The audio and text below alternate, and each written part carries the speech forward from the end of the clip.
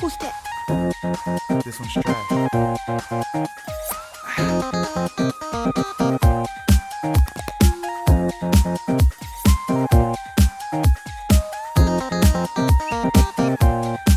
Who's that? This one's trash.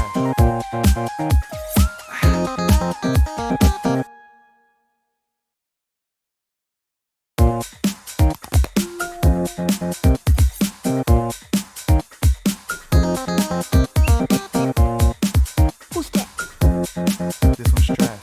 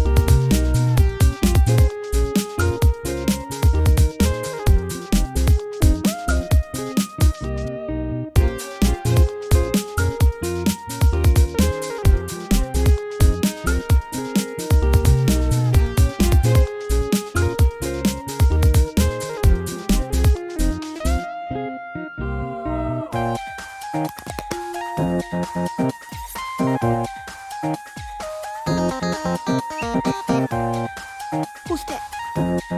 This one's trash.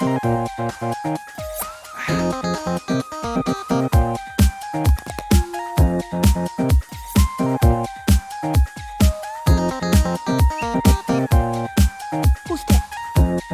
This one's trash. Who's that? This one's trash.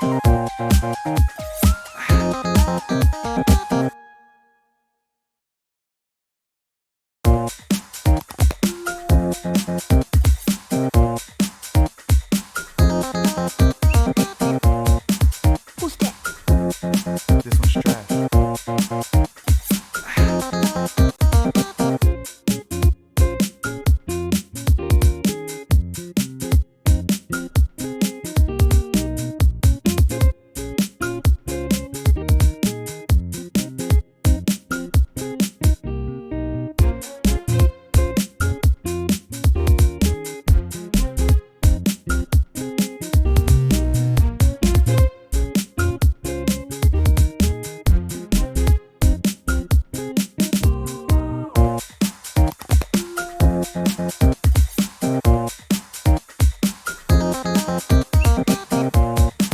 Who's that?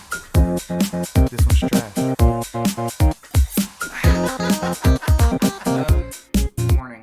Good morning, everyone.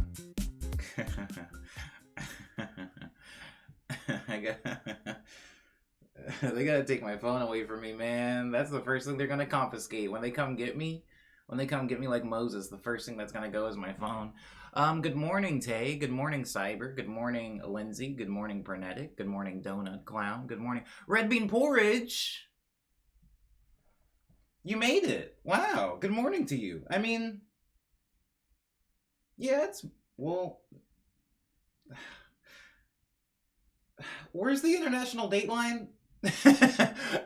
Good day. Good day to you. Good time to you, Red Bean. I hope you're doing as well as I would like to be doing today. Good morning, Jelly Star. Good morning, Lei Wu. I think that's everybody. I think I got everybody. I think. It's almost Chinese New Year, says Cyber. I'm about to get the long noodle. I'm about to get the longest noodle you've ever seen, Cyber. You're about to see the noodle I get and go, I didn't know they could do them like that. I didn't know they could do them that long. It's going to be one giant noodle. It'll be a bowl that'll look like a bowl of noodles, but it's just one giant noodle folded in on itself. I'm about to go big longevity noodle, for sure, for sure. Chinatown's about to be popping. Anywho, good morning, guys. Happy Chinese New Year. How you doing, Omni? I'm doing all right. It's Thursday. I'm doing all right. I've been worse and I've been better, but I would say I've been far worse than I have been better. So yeah, I'm okay. No big complaints. Only tiny ones. I don't know if I've seen this shirt. Is it all just plants? Yeah, it's just plant leaves. Some like palm tree fronds, what have you. I've worn it on stream before, but ooh, that feels good. I've worn it on stream before, but it's been a minute since I wore it as the top layer. This season I've been wearing sweaters on top of it. Lunar cakes? Absolutely. We're gonna go deep in the moon pie. Those things are good, actually. I sound like I'm making a joke, but those go hard. Hey, what's up, Uni? Hello. Sending hugs. I'll take them. I receive these hugs. Welcome to Morning Medley episode 524, guys. Today is Yay or Boo. If you're unfamiliar with what Yay or Boo is, I'm going to be showing you guys some items from Amazon, and you guys are going to bet on whether you think it's a positive review or a negative review. However, that is the third segment that we go over today. The first segment, well, you're technically in it, the cold open. The second segment is the medley. So I'm going to be playing piano for a little while before we get to the check-in, where I check in on you guys and see how your Wednesdays were. Just a quick head note. I don't know. Disclaimer. Today's stream is going to be a disaster. As far as sound, it is going to be loud. Hey, what's up, Fish Titan? The reasoning for this is because I'm getting a new kitchen door that I did not ask for. The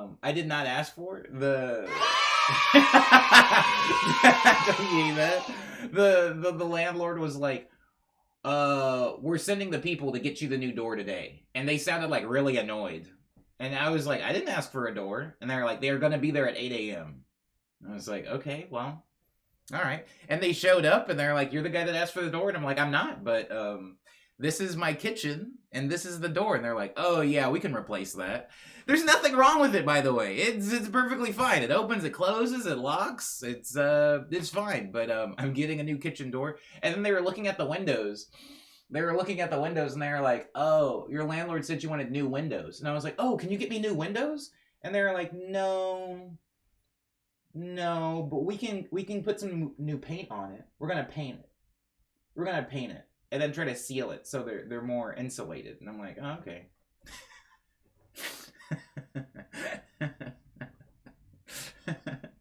And so I talked to them for a little while. We made some jokes. I gave one of them a bagel. And then they went to Home Depot. And so at some point, they're going to come back to the apartment. And I can only assume it's going to be hilariously noisy in the stream. So you have been warned. If it gets so bad that I just have to straight up end the stream, I apologize. And we can just have a... No. I was about to say, then we can have like an extended Yay or Boo next Thursday, but no, that will not happen. I'll figure out some way to not let that happen. They take the hinges off the door like DJ Khaled. Dang, that's actually... I want to say that's a deep cut. It's not that deep, but it is kind of deep because DJ Khaled's always putting out so much stuff that we move on to the next wild thing he said, and that's a gem. That's years old. Okay, I don't want anybody to panic, but we appear to be receiving... Oh, wait, hold on! Everybody just remain calm. Oh, no! Run! It's a Twitch raid! Twitch raid! Twitch raid! Twitch raid! Twitch raid! Twitch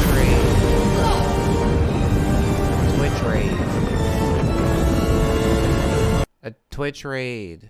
That was that okay, first of all, I didn't know that Red Bean was live. I had not checked my Twitch transcript. I thought you were just having a nice chill day off and you're like, oh, let me go into this Brokey stream and see what the heck he's doing. Thank you. Thank you so much for the raid. Holy crap. Heavens. I don't even... Oh, this is going to take too much for me to catch up on. I didn't expect that either. Thank you so much for the Twitch raid, Red Bean. I appreciate you. Welcome to Morning Medley. This is episode 524. I'm getting ready to start the medley, so I'm going to get right to it before we get even further behind schedule. But thanks so much. Thanks for the follow, Miss GM. Goodness gracious. You didn't have to do that. Now I actually have to, like, be good. Hello, Nilix?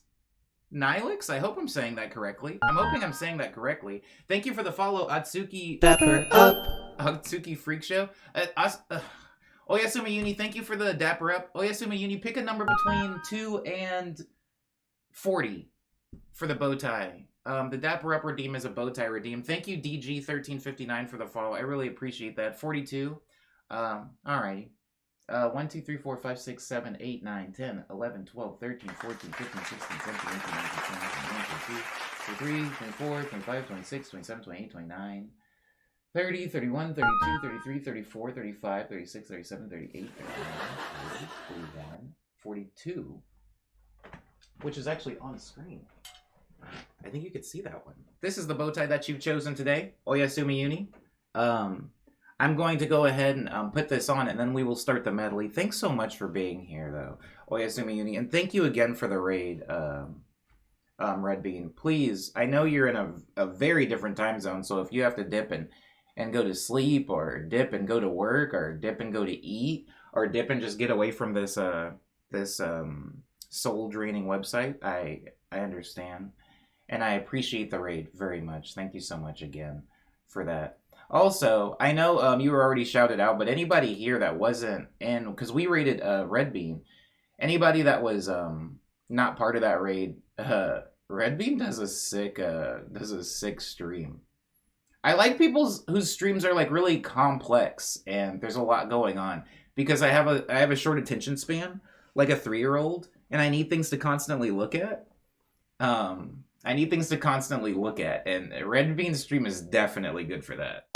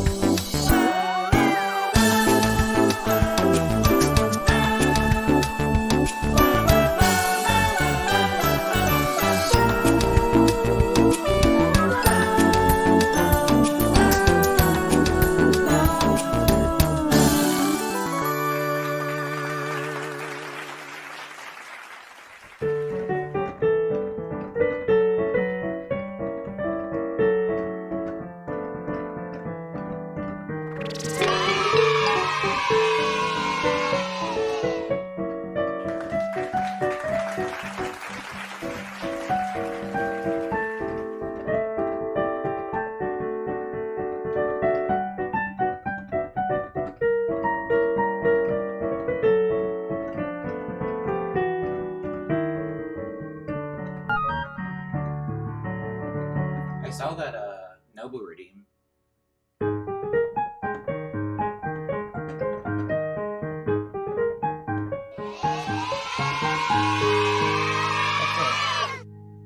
That's a Nobu redeem. Nobu is a Palea plant. This is her theme song.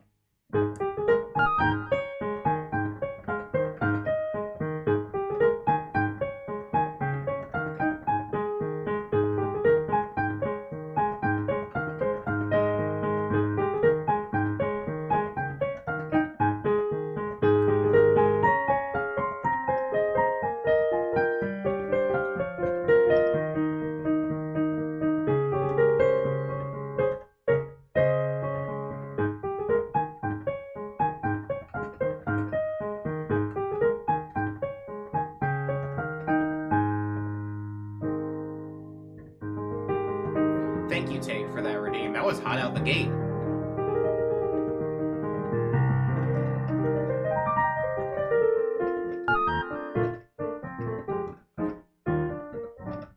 Hello, Ditterdoodles? Thank you for the follow.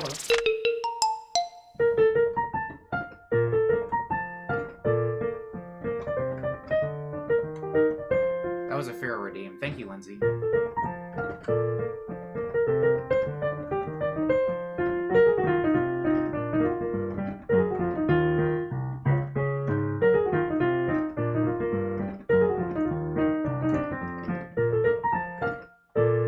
That's a Firo redeem.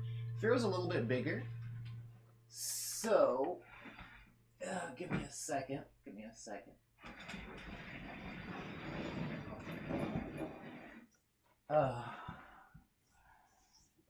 There you go. Thank you for the Firo redeem, Lindsay. Today we've got some decent blue skies. Everything's fine. No clouds, which is nice. I'm very grateful. For those of you that have been in the stream for a little while, you remember how bummed I was getting that it was so cloudy for a minute there. And I don't know. It wasn't actually that bad, but for Los Angeles, it was pretty bad.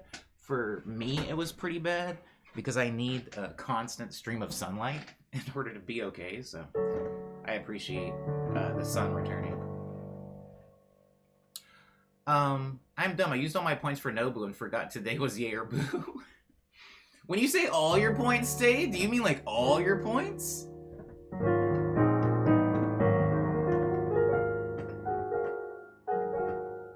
You're telling me we get plant redeems? You do get plant redeems. You do get plant redeems. There's a few of them. There's a few of them, and they have theme songs.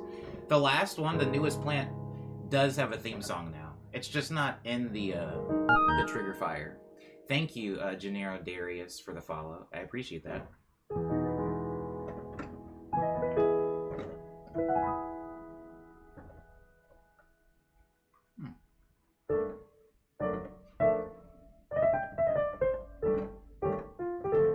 Oh, did you, Uni? You redeemed Paz? That's the one problem. Since Paz is so new, Paz didn't have a jingle yet, and so I can't hear when Paz gets redeemed. Thank you, Uni, for that. This is Paz's theme song now.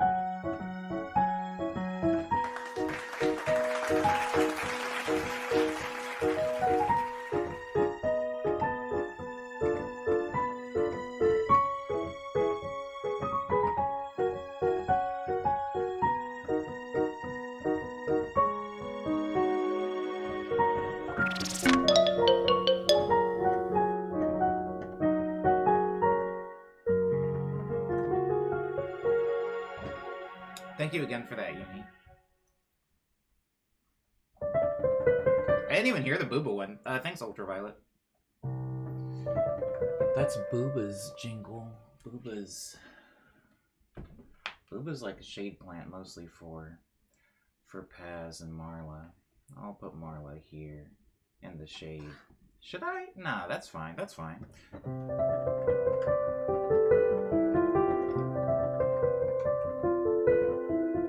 After someone uses a plant redeem, it grays out for me the whole stream, says Zero G. Well, all the plants have no cooldown. That's how it should be, because once a plant is redeemed, you can't really redeem it again, because they kind of stay up on the piano. I won't put it away. Once you redeem a plant, it is up for the entire stream.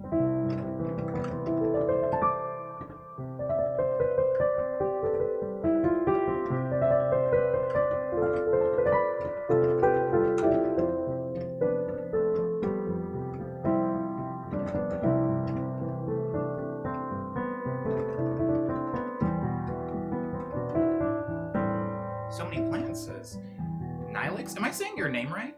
Do you have any plans?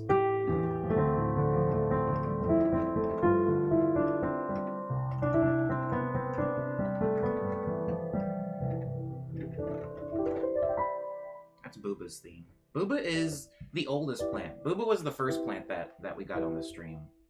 So he's been here for a while. He's been through some stuff, though.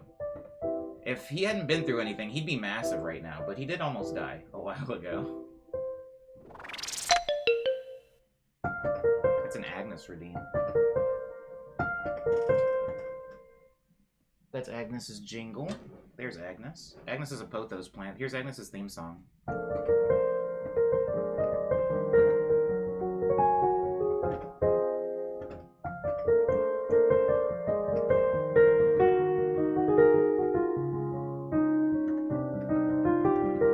I'm really bad with plants, so I only have fake ones.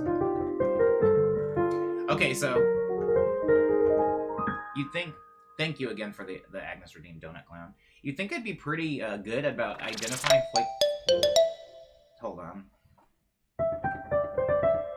That's a Marla Redeem? Is it titanium? It is titanium.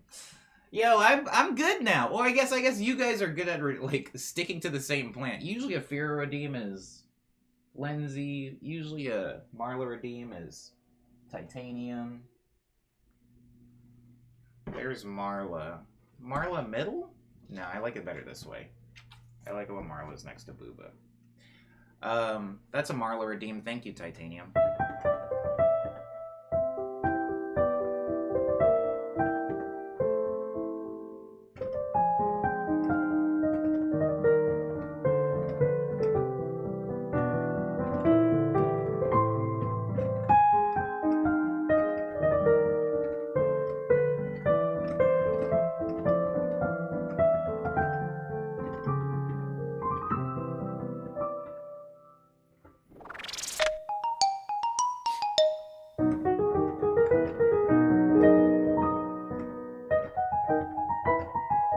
That's a Zia Redeem. Zia is a staghorn fern on a piece of cedar wood, and she's doing great. You know, she spent last night, staghorn ferns like humidity, and so pretty much all of last night, after I took my shower, I just left her in the bathroom overnight in the humidity, and she was shining this morning. Here's Zia's theme song.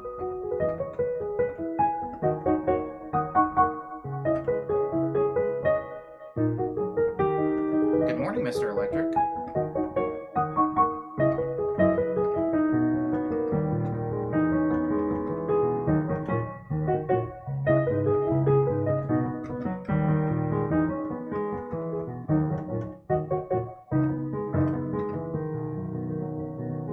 Hey, Omni, I can't hear right now, but I just wanted to say hi. Oh. Can somebody tell Pyro that I says hi?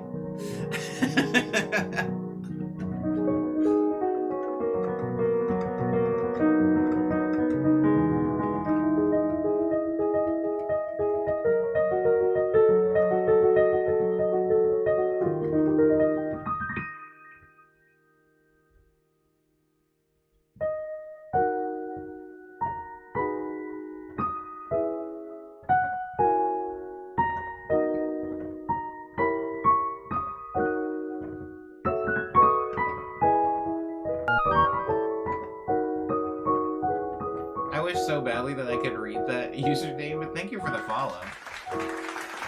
I can't read Korean at all.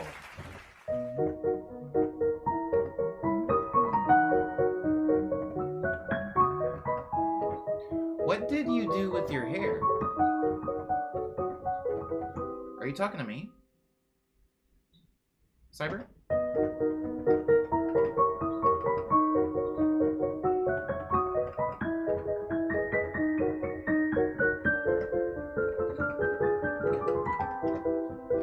Oh, okay. Cool.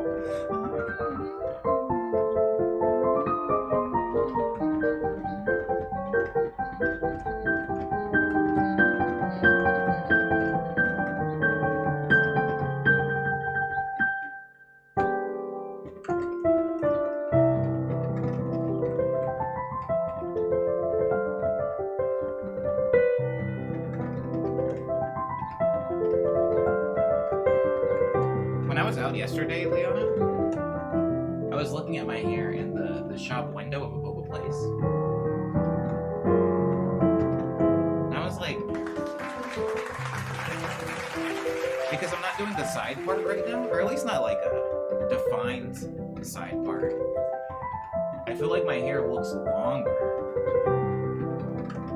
And for a second it kind of annoyed me, and I was like, should I get rid of like an inch or two? But I thought better of it, I suppose.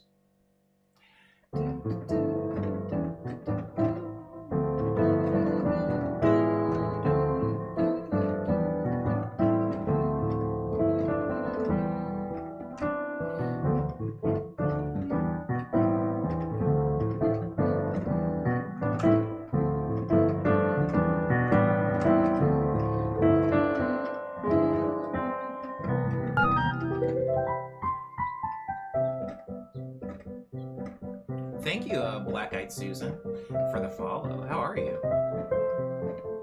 Liking the vibes here, says Samuel Atkins. Hi, Samuel.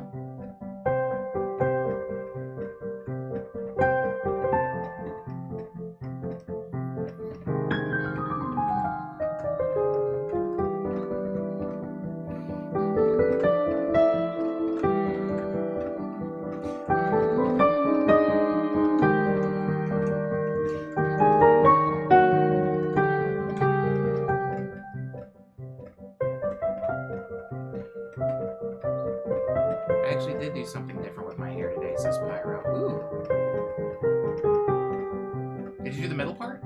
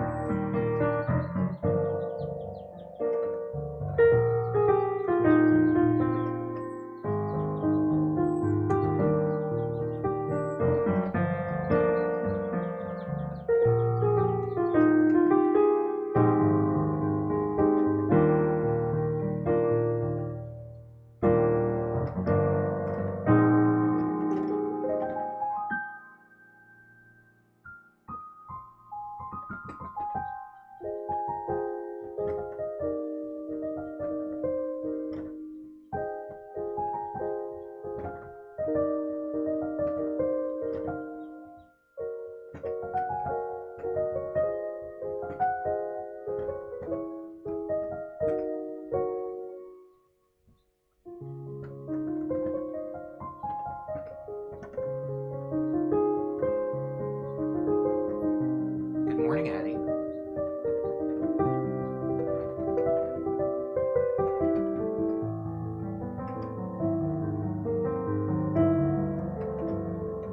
Ooh. When you get dumped on like that, oh, where's my soundboard when I need it, Cyber? I'm sorry, though. Does it look like it's gonna be an easy day today?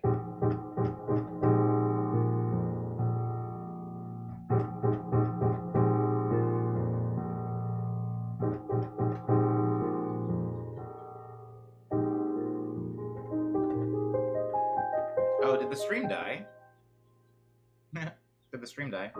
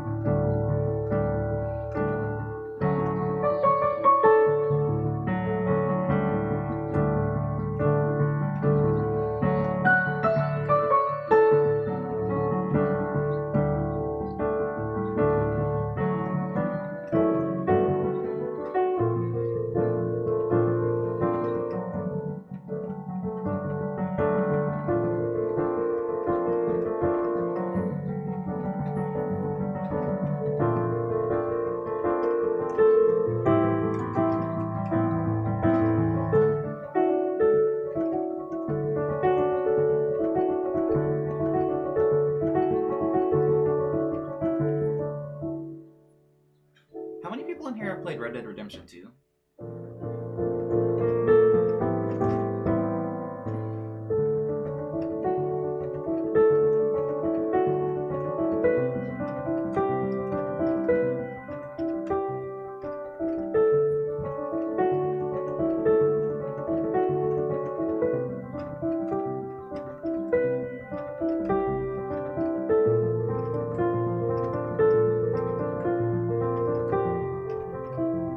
Is it bad that I'm not a fan of Rockstar stuff in general?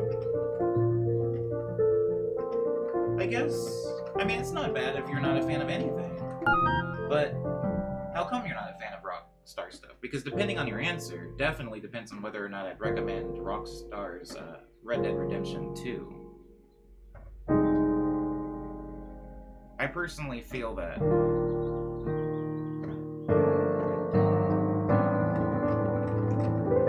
not liking Rockstar stuff is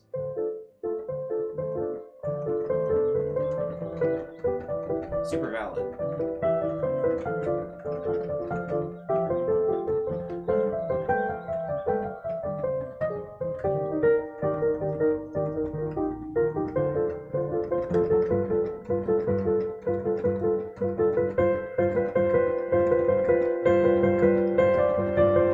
Hello, Snarkus?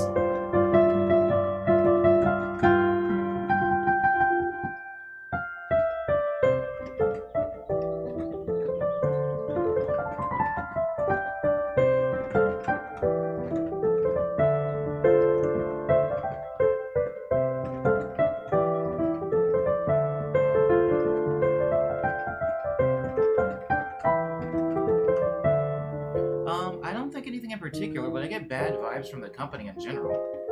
Oh, so you don't like Rockstar because of, like, real life, real world stuff, like people. It's not necessarily specifically about the games and the stories in the games or the way the games are played.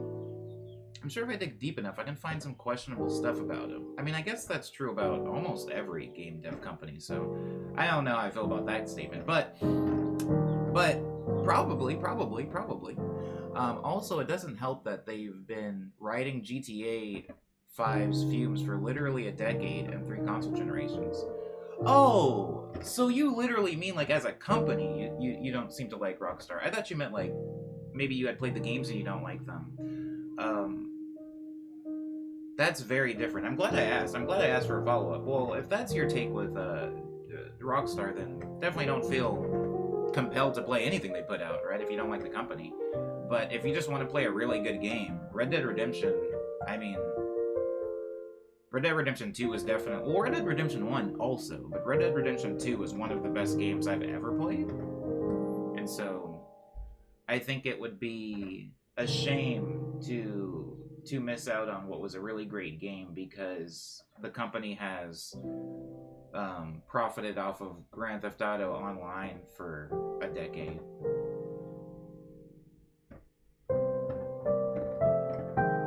Right? Because it's like Final Fantasy is kind of milking the same cow with like Final Fantasy 14, right? Like they're juicing it, but Final Fantasy, like as a franchise, you know, and Square as a franchise is arguably still putting out some pretty good stuff, right? I don't know. But I would say Red Dead Redemption 2 is a pretty good game. Even if Rockstar is a questionably ethical company. I don't know. Am I wording that right?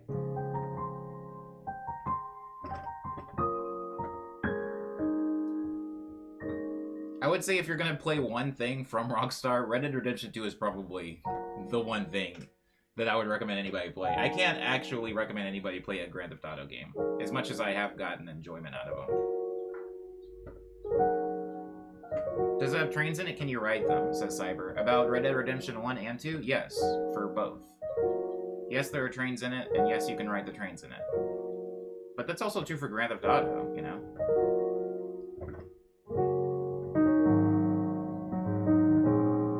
I thought GTA 2 was pretty good, but I'm old, says Fido.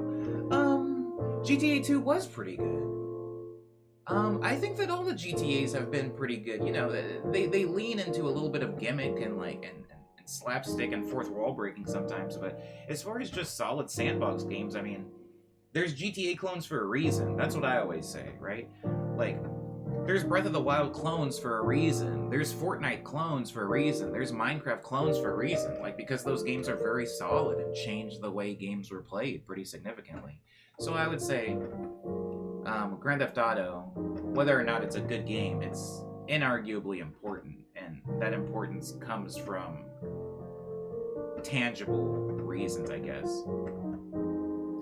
Toyboat says, probably falls under the no ethical consumption under capitalism issue.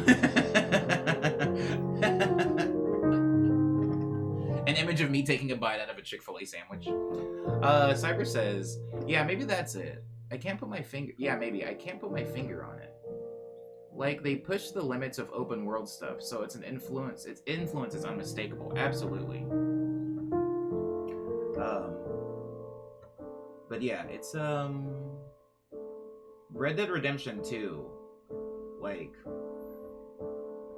I feel like most year, when there's a game of the year, when there's a game that gets game of the year, I have played it. Like, I very seldom have not played the game of the year. It's happened, but it's rare. And out of all the games of the years I've played games, I would say Red Dead Redemption 2 was the only one that I was like, wow, choose your words carefully. It was the only one that I was like,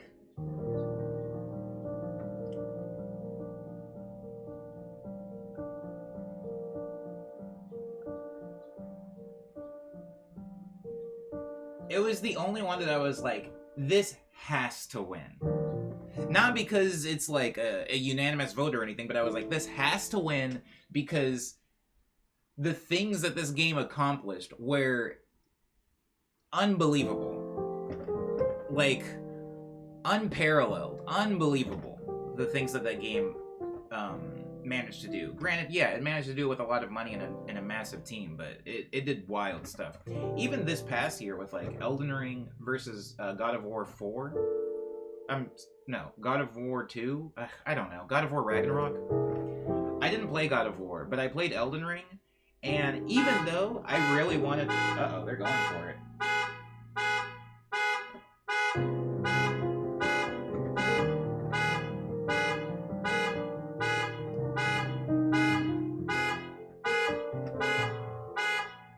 Well, he's really not coming.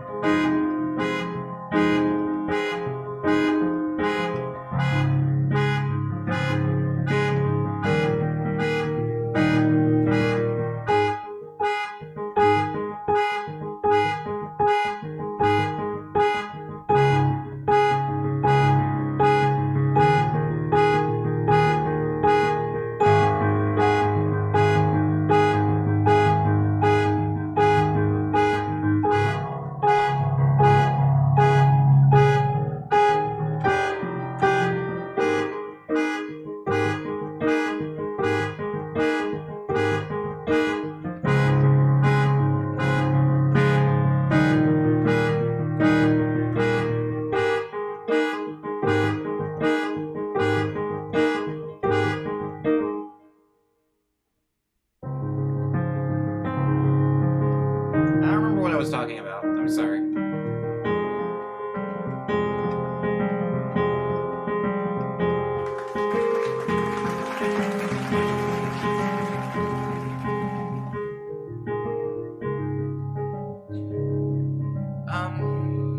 I forgot I was a car for a second. It says it's actually wait, what was I talking about? Oh, Red Dead Redemption 2. Versus Elden Ring.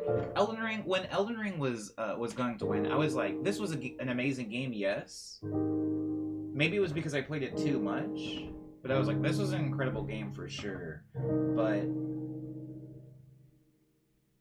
it didn't have the, oh my god, impact on me that Red Dead Redemption did, I guess. Maybe that's the thing. God of War, or something. Yeah. Thanks, Donut Clown. Yeah. But anywho, Red Dead Redemption 2 is an amazing game. I'll die on that hill. Rockstar is they're like squeezing a lot of money out of Grand Theft Auto 5 online. Absolutely. That's inarguable. In the same way that I would say Final Fantasy juices money out of Final Fantasy 14. And the same way that I would say Ubisoft just squeezes every drop of money they can out of the Assassin's Creed franchise. Like, I'm tired of it, right? I'm tired of it. Respectfully, I'm kind of tired of it. Epic used to do other things, right? Remember when Epic used to do other things? Paige says, I can't listen because I'm in a meeting. Good morning, y'all. I can reach my keyboard. Oh, but I can't hit the space bar, I guess. Oh, I hope Paige can, like, figure out what I'm trying to say there. Fido says, when you did that key change, and somehow the pitch of the car alarm seemed to change. That's something that I'm gradually learning how to do, Fido. Good ear on you. Good ear on you. Yeah. That's something I'm gradually learning how to do. Like taking melodies and then contextualizing them into different keys, with it still not sounding out of place or out of key. Thanks, Fido. It was annoying though, wasn't it? Cypher says, I think I know why I feel weird about Rockstar. I saw a video a few weeks ago talking about how Red Dead 2 was left to die because of the focus on GTA Online, including a lot of the live service stuff. Oh, Red Dead Redemption 2 Online? You're absolutely right, but I don't play Red Dead Online. I guess that's one of those things where like, huh? Rallies is closing. I don't care. I don't need Ed Rallies. That's kind of what it is. Like, that's probably true, Cyber, but I don't play Red Dead Online, so I guess that didn't affect me. The Red Dead, when I say play Red Dead, I'm talking specifically about the offline campaign, one-player experience. It's an amazing game, so well written, but yeah, the online experience, I'm definitely one of those dudes that when a game comes out that has a story like Uncharted, and then they release an online version of it, I never play the online version of it. I almost exclusively play online games. Like, I'll play Apex online. I'll play, what's another game I play online? I'll play, Knockout City online, because these are, like, online games. But I don't really want to play, Uncharted online. I don't really want to play Fear online. I'm one of those males for sure. Speaking of, let's, play some Apex. You free tonight? Kind of later tonight. I have something that I do need to do in the evening.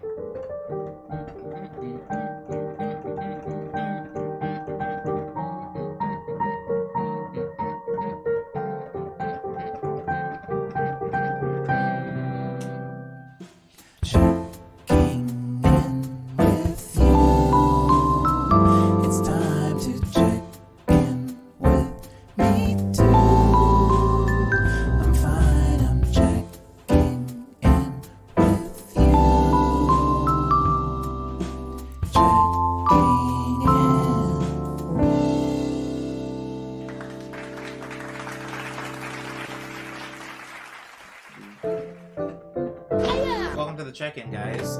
Uni, it's funny that you would say that. We used to have somebody in here. Was it Tina?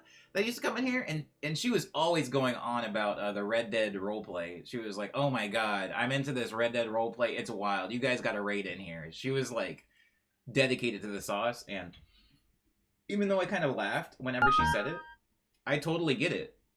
Oh, Q Jones? I saw that and I thought G Jones, and I was like, huh? Hey, what's up, Q Jones 45? Thanks for the follow. Want to hear a little ditty, Q Jones?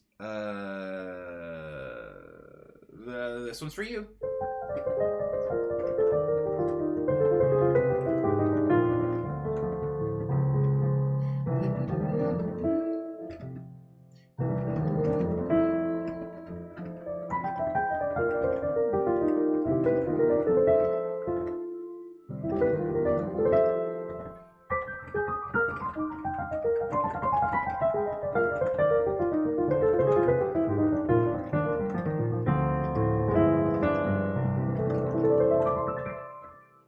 Thank you for being here, Q Jones. Appreciate you.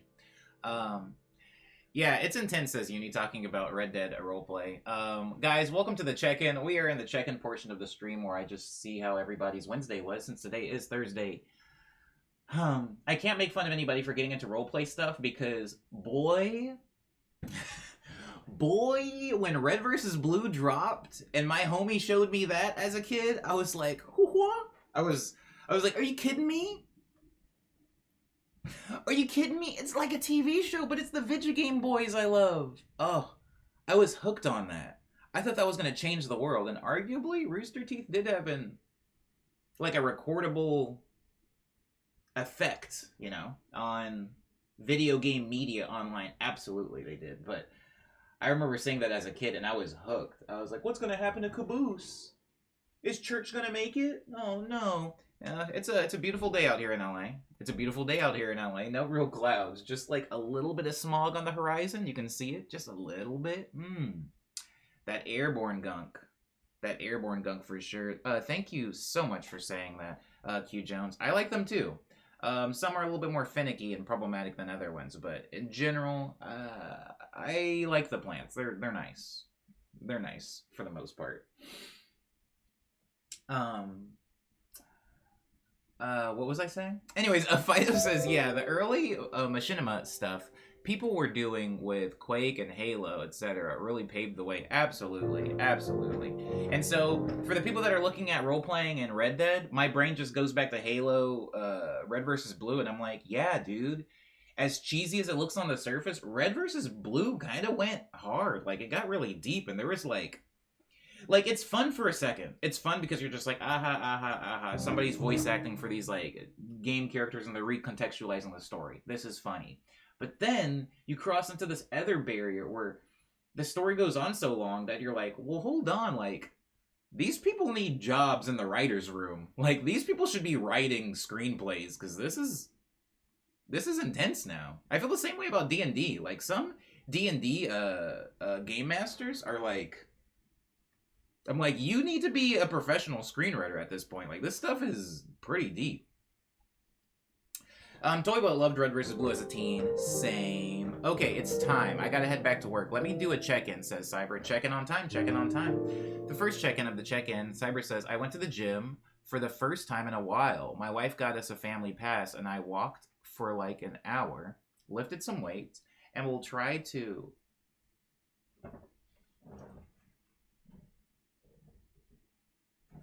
Sorry. Act like I didn't just do that. And I will try to get back into it since I got the kid on the way. That's really inspiring, Cyber. That's dope. I'm happy to hear that.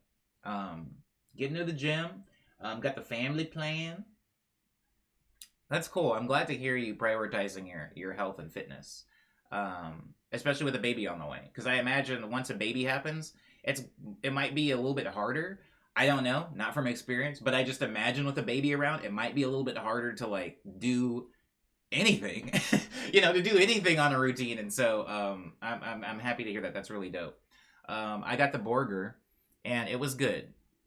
They gave me a cheese covered one and not the bacon one, so I will try it again. Why can't you do both? Bacon cheeseburger. Chat inspired me, says Cyber. To eat cheese and bacon or to work out? R.A.P. to the OGL, says Liana. Absolutely. Oh. Oh. DJU and everyone else who works out. Maybe I'll do some yoga, says Cyber. Oh, to work out. For sure. Yeah. That's good. I'm glad. Everybody's different. Everybody's different. And I never want, when I talk about, like, workout stuff, because you guys have seen me, I'm no, like, hold on, because the sun's, like, really trying to ruin my day right now.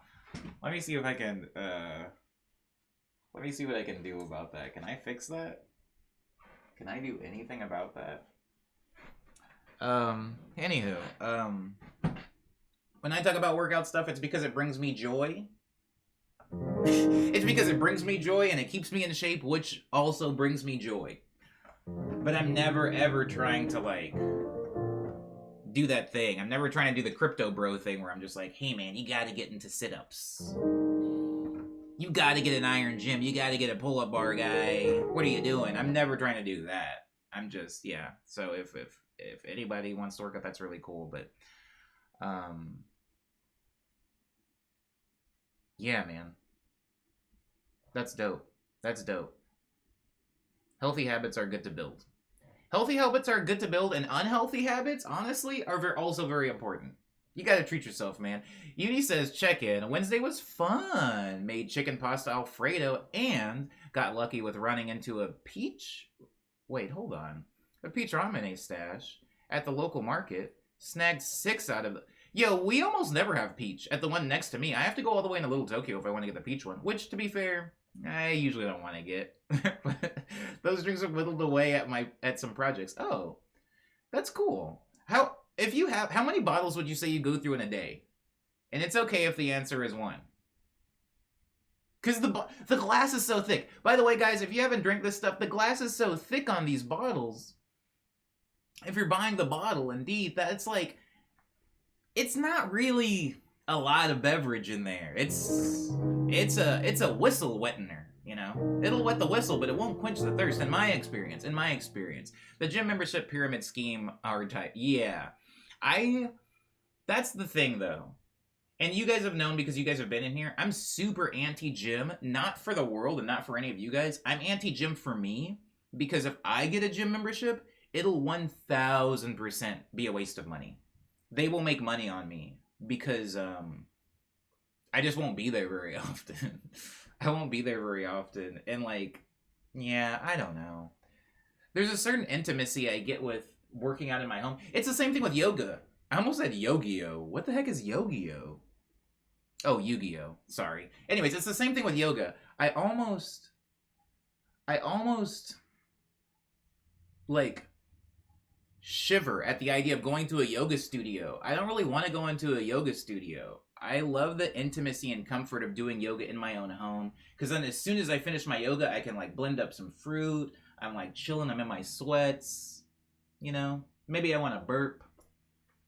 Maybe I want to eat some pita chips or something like that. And I just feel like if I'm in a yoga studio, I don't have that God! same level of comfort. It is so good to see you. Oh, crap. Jeremy, 70.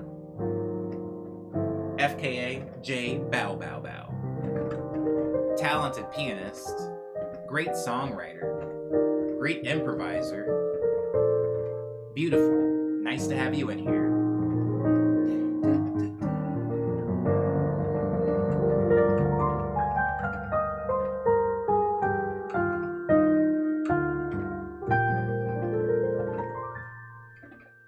Oh, is that the new improved J-Bow? It is. He's great. Jeremy, come to Los Angeles. Do you like boba? Do you like slightly overpriced beef bowl? Anyways, welcome back. I'm glad that you're here. It's really nice to see you. It was really nice to see you stream the other day as well.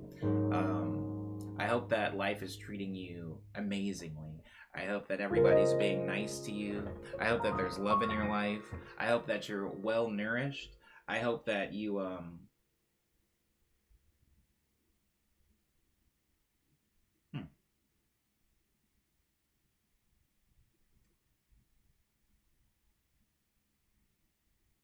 I'm really not rich, am I?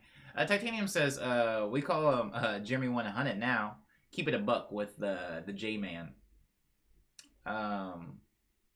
Because he keeps it 101. That's hard, actually. That's actually kind of hard. Addie says, speaking of studio, my beginner ballet class and other classes starts next week. Ballet? Addie, I wanted to take a ballet course so badly when I was a child, but I couldn't tell anyone. There's a really funny Simpsons joke about Huckleberry Hound being gay, and I make that joke maybe 10 times a day. Anyways, I really wanted to take a ballet when I was a kid, but I couldn't tell anyone because they would have got me, all right? They would have got me. Harp, ballet, Addie inventing Grace Corps. Ooh. Grace Corps go hard. Is Addie actually a cherub?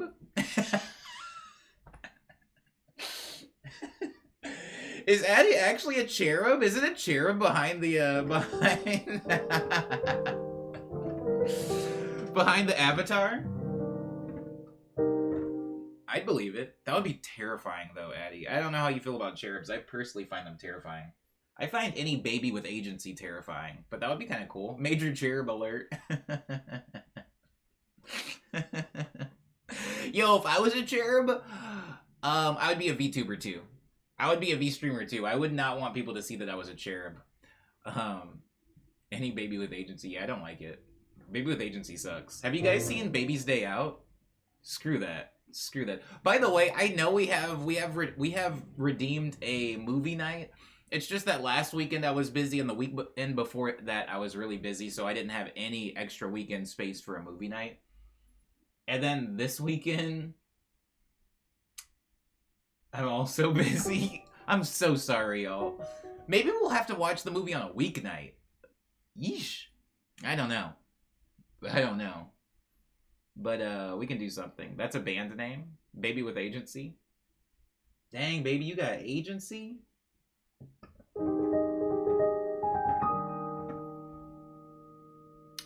We're in the check-in. I still ain't done mine, but we gotta get through them.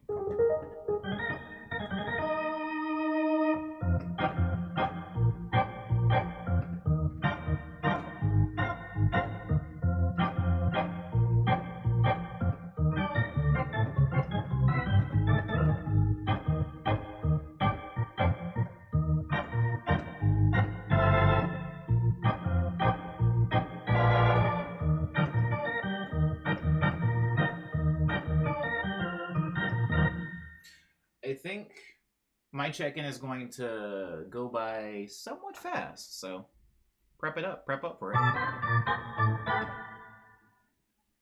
Making me sleepy at work, says Jeremy. I'm always sleepy at work. I'm also sleepy off work. I'm kind of always sleepy. They call me Snooze McGibbons. They call me ZZ Top.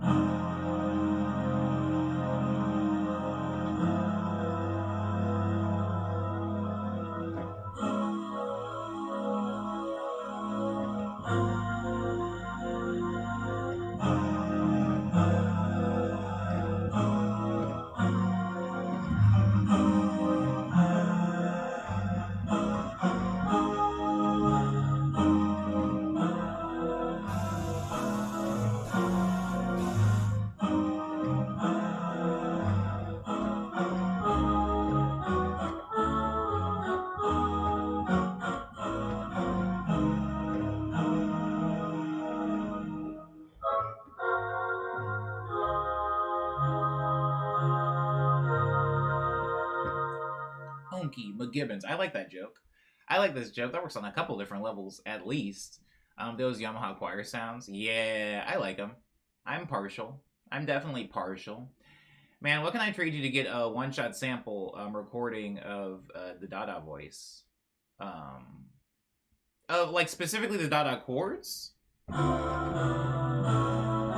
want that? Or you just want me to, like, record, like, just random chords with the Dada voice? Check in for Lindsay. Finally rolled in. Check in. Hot, hot, hot, hot. Nothing too exciting for real. Just happy to not have a headache, to be honest. Still trying to have somewhat of a normal sleep schedule, but it's hard. Also, made new recipe. Sesame tofu with broccoli. Okay, okay. Cooking up in the kitchen, cooking up in the kitchen. I see, I see. I'm glad the headache's gone, though. For real, for real. Check-in from Liana says, I was feeling crummy yesterday. Maybe because the last rainstorm came through. Sorry to hear it. Sorry to hear it. Maybe because I've been eating junk for several days. Sorry to hear it. Sorry to hear it. Sorry to hear it. But one of those things was crunchy, crispy crunchy. So, I mean, you could do much for it. You could do much worse, I would say. Maybe because I haven't been getting a great sleep. Sorry to hear it. Sorry to hear it. I'm kind of in the same boat, kind of. Been having a lot of nightmares. I haven't moved on from the road ham as well. Anyway, I had pho and ate the bean for dinner. That sounds good. It sounds like you're off the junk. I wouldn't call pho junk. Then passed out. I feel like a god version of Hercules today. Ooh. He was definitely cracked, wasn't he? God Hercules was an amazing specimen, was he not? Just like one singular Dada. Oh, just like one clown? I mean, sorry, one chord? Why did I say clown? Just like one chord? Did I see like just one chord? Like a one of those? I can get you one. I can get you one. Ultraviolet says, check in. I did kind of manage to get out of my funk yesterday. I worked on a commission for a while and some other such freelance stuff and made a graphic for my Valentine's Day portrait sale. And I did some... Oh, I saw that. And I did some posting about that.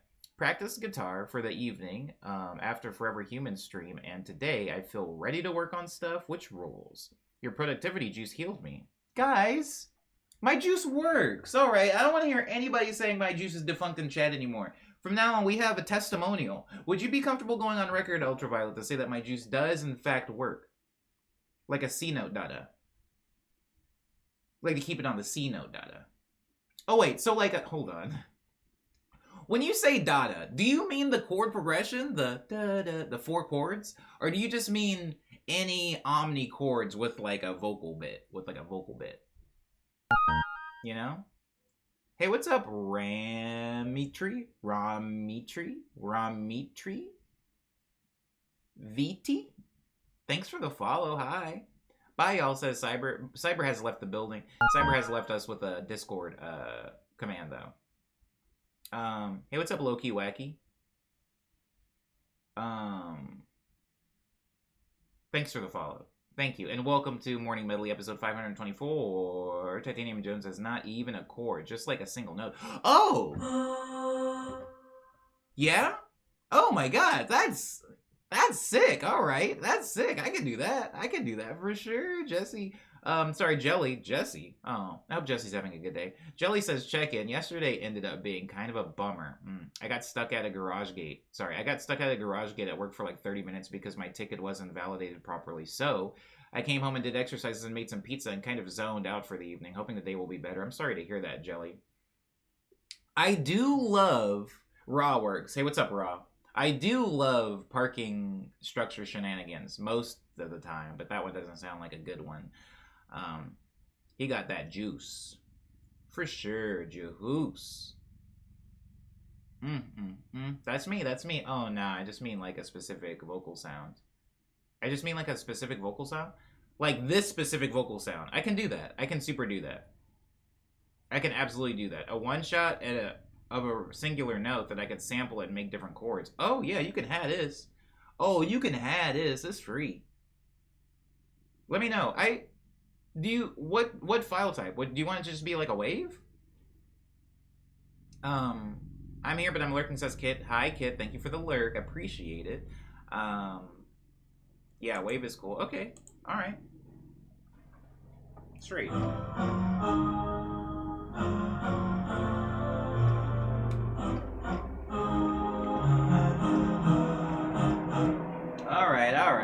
All right. Go on. Do your thing. Make your noise, Mr. Helicopter. You win. Addie says, check in. I woke up at 11 p.m. yesterday. That sounds like you. I'm considering trying to drive my car again so I can see if it's drivable to the mechanic. Check engine light moment. Part 256. Jesus. Because I should probably do that sooner than later. Kind of afraid I might have to trade in my car because it's been an ongoing issue since like June 2022. Wish me luck. Good luck, because car problems really... To all the car owners in the chat, you know, car problems are almost worse than relationship problems for me, because I don't have to, like, drive my girl to the beach, you know? So when I'm having car problems, it is, like everything stops, and you think about how lucky you were and how much you took it for granted when it was working. It's like when you get sick and you're like, I really took my health for granted. And so I am very fortunate and lucky every day that, one, my car works, and two, I very rarely have to use it, so it gets very low wear and tear. What's your favorite song at the moment? Low-key, wacky. I don't really have any favorite songs, but I do have a song that we're going to talk about today. So I won't say that one because I don't want to spoil it. So I will say, what's a good song that I could give you right now that I would like you to listen to? There's a song called Cops on Bikes by a band called Facing New York, a band that we talked about yesterday. Check out Cops on Bikes by Facing New York. That song goes hard. Yeah, exactly. Now I'm like, well, time to make friends with a bus driver again. Yo, first of all, bus drivers make great friends. Second of all, when a bus driver gets an attitude, I said this in the Discord yesterday, I love it when the bus driver lays down the hammer. One, because it's never on me, because I'm a freaking dope dude, and I never give any bus driver or Uber driver or taxi driver or train conductor or plane pilot any type of static. Never, ever. But, like, whenever I get on the bus and somebody tries to come on, like freaking slinging some nonsense, and the bus driver hits them with, like, some real attitude, it's me and usually, like, two other people on the bus, like, really gas up the bus driver. If you've never seen somebody trying to bring a bunch of alcohol on the bus, and the bus driver being like, nah, man, come on, man, you can't bring that on here, and then the guy get a little bit belligerent, and then the bus driver, like, do the thing. You know that little, like, gate that keeps them in their chair? When they open that and they start stepping out, and everybody on the bus just starts yelling, get him! Get him! If you haven't been able to do that, you haven't lived, and I don't trust you or respect you. Hey, what's up, Cardboard Box? I'm sorry, Cradboard Box. It was Cradboard. My brain actually read something wrong right for the first time instead of the other way around. That it's hammer time. I've never been to Uvujavir. Ooh, Tay? Okay, Tay. Tay's got some deep cuts.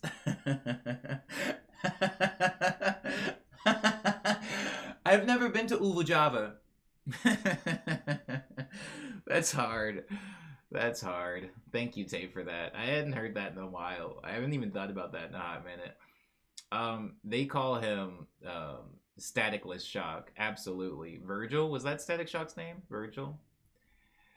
Because it's shocking how well-mannered this dude is. Yeah, I'd never be on the bad side of the driver. That's just goofy. That's goofy. Young Verge. I come from Switzerland, so we don't go... we don't got... Ooh. Y'all are gonna make my stomach hurt. I did my my morning tum-tum exercises, and it's like tight here, and every time I giggle, I feel a little bit of pain. My braid is 1/3 Kingdom Hearts nonsense, 1/3 food thoughts, and 1/3 vines. That's a good way to be. That's a good way to be. One day when your kid's older, Tay, I want you to tell them, please, tell them that Vine existed. One day tell your kid, like, oh, we used to have this thing called Vine. It mattered, I promise.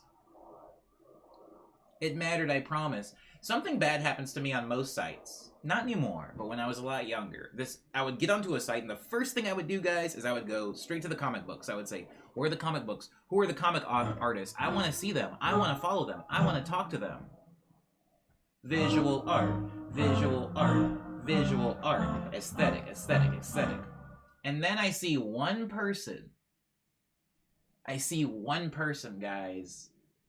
I see like some girl in like overalls or a sundress or those leggings that are like black and white striped, horizontal black and white striped. I see something like that, and my entire feed is ruined from that point on. And it's me that's doing it. I ruin my entire feed. All the art goes out the window, and then it's just sad, cute girl. That's all it is. Sad, cute girl. I just follow nothing but sad, cute girl until my feed is ruined. It happened on Tumblr. It happened on Vine. I'm barely cleaning up my Twitter account, guys. I'm still playing cleanup. But anyways, Vine, everybody was like on Vine, they were like, oh my god, Viners are so funny, there's so much comedy here, and I was like, huh? There is? I can't find it. My entire Vine is just like pleated skirts and people talking about how they hate they hate where we are right now in capitalism. It's somebody talking about how it sucks to be homeless, but also having, like, sick leggings. Anyways, yeah. Tay, please teach your kid about Vine. Hey, what's up, Dar? I'm gonna get yourself together. Never. Never. I see one sundress outside and it's over. Gotta pack it up and go home for the day. Yeah, sundresses have been responsible for a lot of my, regrettable anyways, my check-in today is yesterday was Monday, yesterday was Tuesday, yesterday was Wednesday actually, and we did an extended medley and we got Paz's theme song. We got Paz's theme song, which is good and important, and I'm very happy about it. Also, after we did that, we ended the stream by raiding into none other than Sumo Bunnies. It was cool. Sumo was playing that game where you're like a troll or a gnome or a troll or an elf or something, and you're mining on a planet that isn't Earth. It's a very cool looking game. It was very cool. After we raided it there, I got immediately to work, and then I went out and I met up with a homie of mine, and we went to a boba shop, and then we got to more work, and we caught up because me and her don't hang out that often, so every time we hang out, it's like this really cool, like, what have you been up to? And she's like, dang, man, the Bahamas is weird. And she's like, what have you been up to? And I'm like, dang, ma, these ladies is poppin'. Then we had boba. We co-worked for a little while. She left. I hung around for a minute. It was cool. It was cool. It was pretty cool, actually. No, I hung around for a minute. That boba place used to be, like, jam-packed with high school kids, but lately it's been really chill, and so it was kind of nice hanging out in there. I got quite a bit of work done. Once I left there, I went up into Pasadena, which is cool. Pasadena's chill, I guess. I had some errands that I needed to run. One of the things I didn't find, but hopefully I find it today. I gotta leave today. I'm getting something. I keep saying I'm gonna do it, but I keep getting too busy. I'm getting something from my roommate because my roommate's lived here a year now. It's roommate anniversary time, and so I have to get something. Yeah, I keep getting distracted. Yeah, yesterday was Wednesday. What else happened? Oh, do you guys have that thing that you eat and it like? I don't know what this is. I'm about to sound stupid. Do you ever have that thing that you eat and it's not hitting, but you keep eating it? Like, you keep giving it a chance. Like, once a year, you'll go back and you're like, maybe I got a bad one. Because it used to be good, right? Maybe I just got a bad one. Or maybe it was a bad thing. I did that yesterday, and it was just as bad as it always is. I eat it like once a year. Pause my check-in because Taste check-in came in hot. Today and yesterday have been those stupidly clumsy days where everything goes wrong, but it's funny. Oh my god. Sorry, I'll continue. My espresso machine went out, forgot my lunch at work, and accidentally put a curse word on an official work document. Honestly, Tay, I'm glad that you worded it that way, because that's how I word it. There is this thing where, like, things, for me anyway, Tay, so many things can go wrong that it circles back on itself, and it becomes, like, a disaster comedy of a day, where I'm just like, kind of laughing. I'm like, it's just so bad it's funny. I'm not even sad. And it's usually like 3 or 4. Like if one thing goes wrong, I'm like annoyed. If a second thing goes wrong, I'm like, oh my god, what else could go wrong? About the 3rd or 4th thing, then I kind of start laughing about it. And I'm like, all right, maybe it's just not my day. Maybe this was somebody else's day. Maybe God who art thou in heaven was handing out bad days and he accidentally passed me 2 in a row. You know, luck of the draw, huh? I feel like yes, but I don't know what food it is, says Dar. Word. Yeah, it's a thing. It's definitely a thing. McDonald's, says Addie. McDonald's. Well, that makes me feel sad because I was hoping to return to McDonald's one day. Lindsay says, are you thinking if you have a thing? Oh, you just don't know what the food is specifically. Anytime you preface something with, I'm about to sound stupid, but my ears perk up because I know I'm about to know exactly what you're talking about. Sister Dave. Yeah, it's like a thing.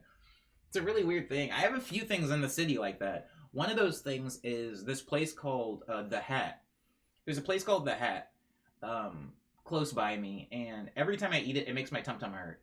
But I eat it once a year. Like, I'll still go back once a year, and I'm like, maybe I ordered the wrong thing. Maybe I was already feeling away. Maybe if I only get a small instead of a large, like, I keep trying it, and it keeps hurting me. And I had it, like, a week ago, and it hurt me consistently, and so that's one of those things. There's this place here in LA called Noodle World, which some of you guys will know what I'm talking about. It's like a 24-hour noodle place, which sounds amazing, right? Especially if you're me. I love noodles. But Noodle World is like so not good. I am so sorry. Noodle World is like the Denny's, the IHOP of noodles. Like, it is so bad and not good, and it hurts me. It always hurts my tum-tum when I eat there. But I haven't had it in about 4 years, but I used to go like once a year. Lindsay says, I don't eat it every year, but there's this local famous taco place here, and my best friend and her family loves, and every time I try it, it is abysmally mid. Yeah. That's rough. And you've done it more than once, right? Like, you have gone back. You have had it again because you were like, well, maybe I just had a bad, maybe the chef was, like, going through a divorce or something. But no, it's just consistently nuh-uh. I got a dumpling spot just like that. They're good, but they hurt. Ugh. They consistently hurt. That's what's most heartbreaking. When the food's okay, but it just, your body can't handle it. There's a place here that legit gave me food poisoning every time I went. I would still go knowing this. The 20 minutes of eating it was worth the 48 hours of sickness after. It was that tasty. God dang. That's a good review. I'm sorry. That's a good Yelp review. You're just like, yo, it kills me a little bit. My organs have to work double time to heal me. My antibodies got to, like, beef up, hit the gym. But god dang, the flavors, y'all. The flavors make it all worth it. Spending money on food just for it to be bad and or hurt me is heart-shattering. I agree with this. I also agree with this when it comes to cooking food. But I will say, there's a place I love here called Daikokuya. It's a ramen spot. It's so good. Like, literally, guys, if you come to LA and then you type into Google, like, best ramen in LA, Daikokuya might be number 2. It's like, it's somewhere between 1 and 5. Like, it's top 5 and it's not 5, you know? Thank you, Drake. It's top 5 and it's definitely not 5. But I feel like I love this place. It was my number 1 ramen place. And I went there one time, guys, and I got really bad. Like, they didn't cook the pork all the way. And I think this was during a break. I don't know if I was streaming while this happened. I don't think I was streaming, but I was out, y'all. I was out for like 2 weeks. And when I say out, I don't mean like bedridden, but I was like not 100, I would even be out and I was like, I'm cold. you ever out and you look at you look at the forecast or whatever, the temperature, and it's like 98 degrees and you're in a hoodie and you're just like, it cold though. Can we turn up the heat in this McDonald's? Or you're like trying to you're walking up some stairs, you're like feeling pretty good, you're like, I think I'm better, and you walk up like 6 stairs and you're dizzy. You get halfway up the stairs to your apartment and you're just like call the choppers or something. I'm not gonna make it. They gotta airlift me in. That's how I was after the Daikokuya pork. And it sucks because it was just one time, guys. It was one time, and it was in 2020, I believe. And I still haven't been back. I still haven't been back, guys. It's been over 2 years, and I smell Daikokuya, and I like go, my stomach like goes when I smell it, and I'm mad because god dang, that place gave me so much joy. Ugh. I went on the dopest dates at Daiko. Daiko saw me at my best. That place saw me when I was at my shiniest. How could you do this to me? I'm sorry. Anyways, man, it's always top ramen spots that are mid, at least over here. It's always the top ramen spots. Yeah. It's rough.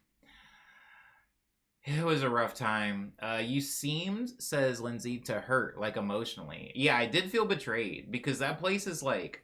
Let me just paint the picture. Let me paint the picture of Daiko in my neighborhood, because there's several of them, but the one in my neighborhood, you walk in, right? It's dark. It is dark, and this place is small. It's smaller than my apartment. My apartment is maybe 2 times the size of this restaurant. So you walk in, and it's dark. And you sit, and it's like the ramen places where it's not a table, but it's just the bar, and you're facing kind of like this curtain, like you can't even see what they're really doing over there. You sit at this bar, and there's like shingles, there's like roof shingles, like it's basically made to look like you are at an old school ramen hut in Japan eating outside. And they have the walls painted to kind of look like you're outside. And there's all these weird, like old, like I'm talking antique posters on the wall that look like 1930s, like pre-World War II era Japanese posters for like music or for cigarettes or whatever. And they're playing the wildest music. They're playing music that sounds like... Imagine, just in your mind, imagine the Partridge Family. Like, imagine 60s, imagine the Brady Bunch opening theme song, but in Japanese. That's the type of music they're playing in there. And it's so warm. It's like almost humid warm in there. Ugh. Everybody's doing the slurp. And it's dark. It's just everything about it. It's like such a great vibe for a ramen spot. And the fact that they did me like that. And I understand why. They were really busy. It was pandemic. They were super understaffed. Maybe the good chef was gone. There's so many excuses for why I got that undercooked pork. But like, ever since then, any chashu pork, like the wiggly chashu pork makes me sick. Like I need the pork to be crispy. Like, you gotta, like, dang near overcook that pork. I'll do veggie ramen before I do chashu pork ramen again. Like, I need a recovery time at this point. And it sucks because I used to be okay. Anyway, movie theaters get me like that, says Titanium. I need to see you in a trench coat. I need to see you in a trench coat, says Rooftop. You need to see me in a trench coat. You'd really look like a trench coat turtleneck combo. Oh. That's a high compliment. I do have a turtleneck, and I do have a pea coat, but I do not own a trench coat. Just not, I guess, an LA thing to own. I was not listening, but I heard some funny accents, says Dar. That restaurant made you gleam instead of shine. That restaurant made me barf. I thought another food that is unfortunately mid, in my opinion. I'm sorry to say it, but for the last 3 times I've had Popeyes, it wasn't it. That's fair. Popeyes ranges. I'm never going to be that person that gets on you about Popeyes, nor am I going to be the person that gets on people about Little Caesars, because I'm smart. I have a giant brain. I know you guys are looking at me on some tiny screen, but my brain is actually enormous, and I understand that franchise places don't have consistent flavor from location to location. Popeyes is not going to taste the same in New York City that it is in freaking the South. And it's not going to taste the same in one city in the South to another city in the South. It's not going to taste the same from one location in the same city in the South to another location in the same city in the South. Popeye's consistency is all over the place. It's a freaking roller coaster of flavor. So if you find a good Popeyes, you lucked out. But if your homie says they had bad Popeyes, don't assume that your homie had good Popeyes and didn't like it. They could have, just don't assume that, because it can range quite a bit. I love Popeyes, and I have had some of the nastiest chicken I've ever had in my entire life from a Popeyes. I'm a Popeyes fanboy, and I've had the worst from Popeyes. So yeah, I believe that you had some mid Popeyes. Absolutely. 3 times in a row, that sounds believable. Man, I used to listen to a morning radio show as a kid by a dude who was on the Partridge Family. Dang. Deep cut. Partridge Family went hard. I think the Partridge Family was better than the Brady Bunch, but I'm not really going to die on that hill. The food PTSD is awful. I agree. Barf dream win. Some would argue that that's all Love Dream is. Just a big barf dream. All Popeyes were not created equally. I agree with this, Titanium. Galaxy Brain, my brain is big. What a Popeyes, says Fruit.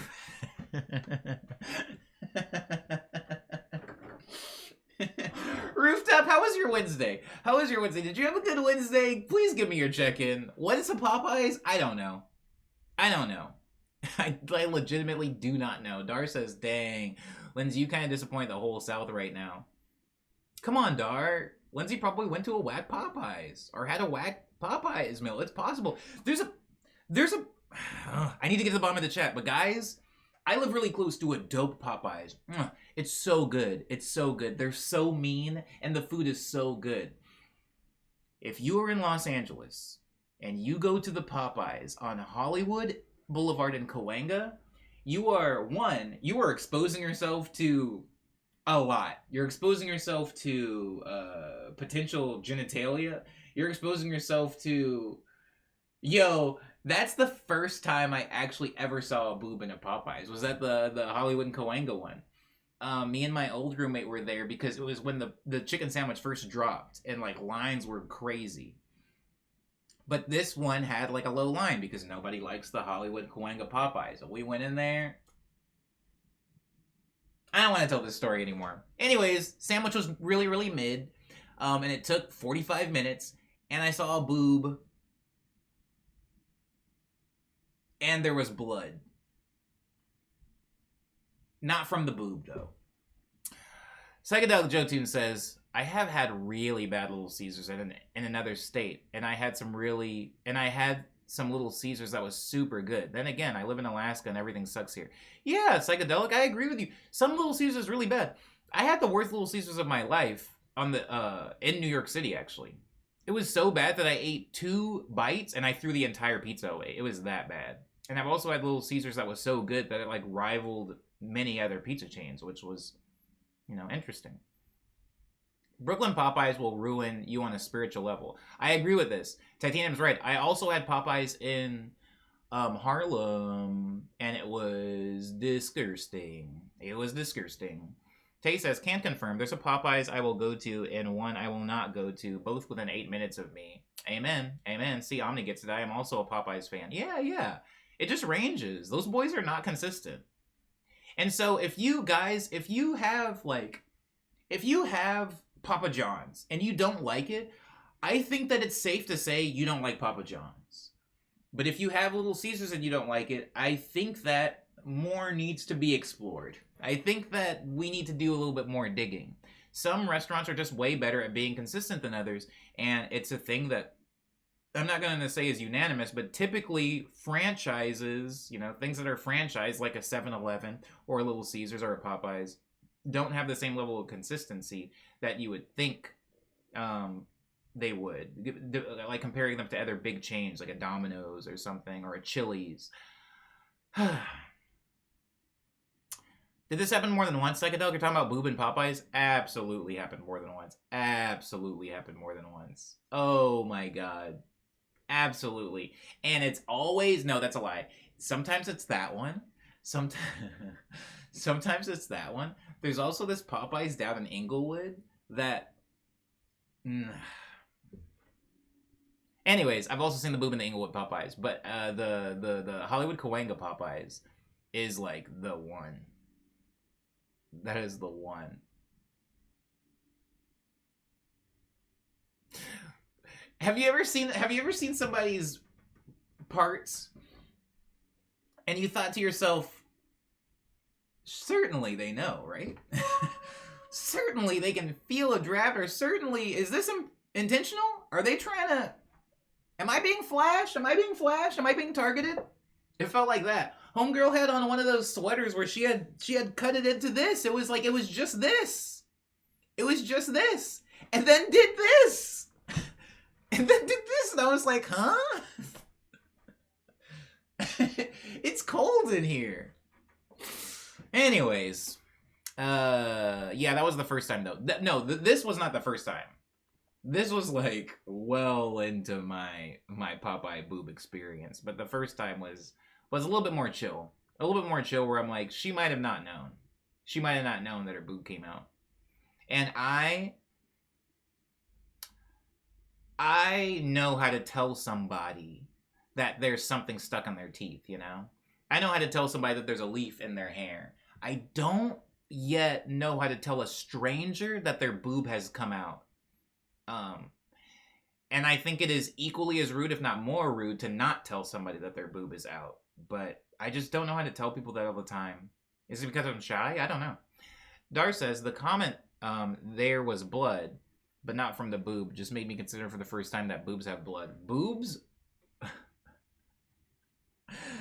Dar, boobs absolutely have blood.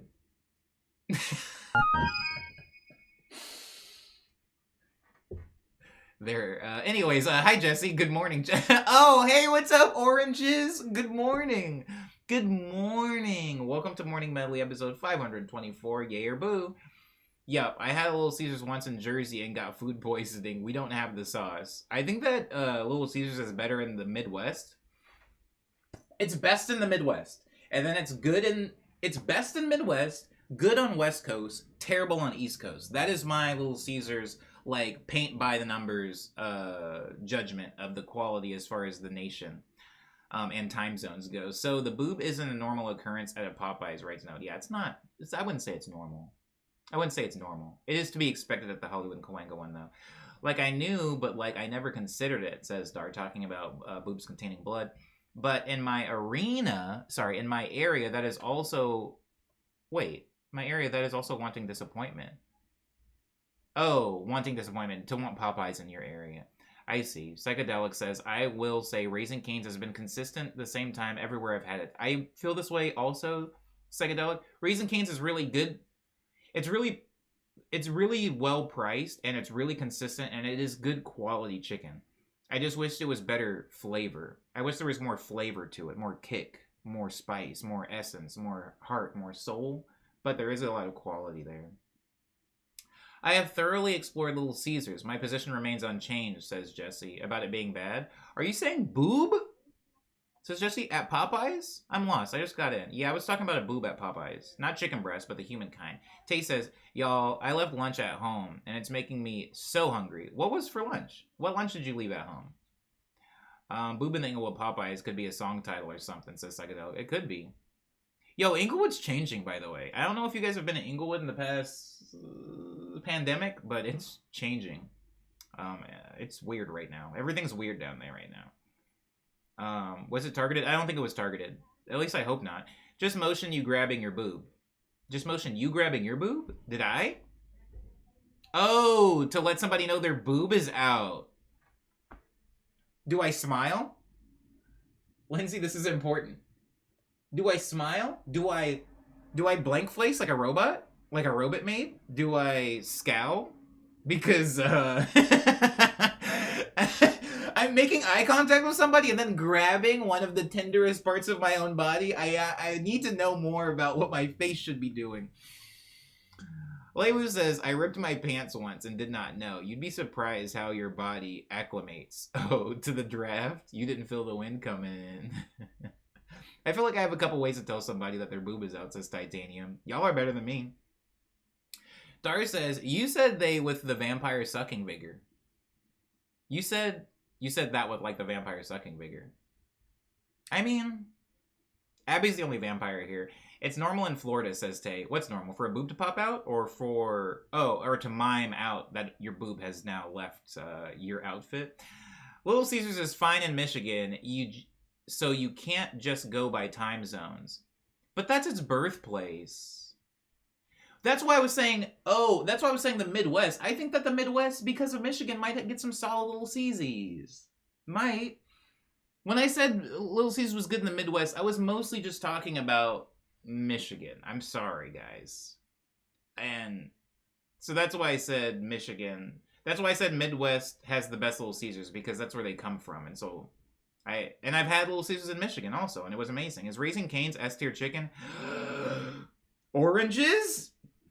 Don't start a fight in my chat. Do not start a fight in my chat. Elsie is not great, but the value, and that's where I leave it. Yeah, I agree with this. in all seriousness, Oranges, is Raising Cane's S tier chicken? No. To me, no, it is not. But it's not low tier chicken. If we're just talking about the quality of the chicken, guys, the quality of the meat itself, Raising Cane's is like A tier chicken. It's like A, B plus, A minus tier chicken. It's really high up there. In the same way that you could go to Five Guys and say that Five Guys quality of beef is up there. I would put it at like a B plus, A minus, because the meat is quality. But sometimes when we're talking about chicken, it's not only about the quality of the chicken, it's about the flavor of the chicken too. And Cane's is just really bland compared to like your Popeyes or your Churches or your places that really season the chicken better. Cane's is really bland, and they rely too heavily on that sauce that they have, where it's like if you don't like that sauce, then you just have to eat bland chicken, which is kind of wild to me. But is it S tier quality chicken? It is definitely high quality chicken, I will say that. The spices are lacking, but the quality of the meat itself is higher than most chicken chains I've ever been to. Like, LA has some really good chicken, and the South has some really good chicken, so Cane's can't really compete. But if we're comparing Cane's to, like, Churches, KFC, Popeyes, those guys, yeah, Cane's quality of chicken is actually higher than Popeyes, and I'm sorry for anybody that, like, has feelings about that. Popeye's flavor crushes Cane's, but Cane's, like, actually, like, if you look at the meat, like, if you take a bite out of both chicken and you just look at the meat, Cane's, like, wins. However, Popeyes has bone-in chicken, so if you don't like chicken tenders, then Cane's can't even really enter the conversation then, can it? I learned Raising Cane's exists last year. I looked it up on the map, and there is one in my old neighborhood. Do they have not a lot of locations, or am I tripping? They don't have a lot of locations out here in California, Addy. They're kind of just getting into California. There's a lot of them in Arizona. They're more prevalent. Actually, I don't know where the most of them are, but where I come from in Arizona, there's tons of them. But definitely not as many out here. Do not smile when motioning that somebody's boob has fallen out, says Jesse. Duly noted. Mouth, your boob is out. Or, your boob. Or, if you're pressed for time, just mouth the word boob while grabbing your own, says Lindsay. Just mouth the word boob. Me approaching a woman I don't know on the street, going, boob, boob, boob, and hoping against hope that I am not immediately assaulted in the Popeyes. Again, guys, remember that this exchange is happening within a Popeyes, which is basically a boxing ring. So please, please don't get me beat up in a Popeyes. Please. I do not have my wits about me when I can smell chicken. Avert your eyes, says Leon. Do not make eye contact. Do not look directly at them. They can sense that you're scared. The boob can sense fear. With a look of urgency. Oh my god. You guys are really about to get me beat. Definitely smile, says Aruf. I have lived in the Midwest my entire life and never once liked Little Caesars, says Ultraviolet. Oh, I'm sorry. It's definitely not for everybody, yeah. Maybe, and if you have lived in the Midwest and you've had like what I assume is probably maybe some decent Little Caesars and you still haven't liked it, then you can rest assured you do not like Little Caesars. Maybe. I am from Inglewood, but I haven't been back in a while, says Donut Clown. Definitely check it out. It's different now. I loved it when I was a kid, says Jesse, outside of having to sell those Little Caesars pizza kits. Those didn't make it to Arizona. Yes, I missed half of what you said, apparently. My bad. Oh, no. My bad.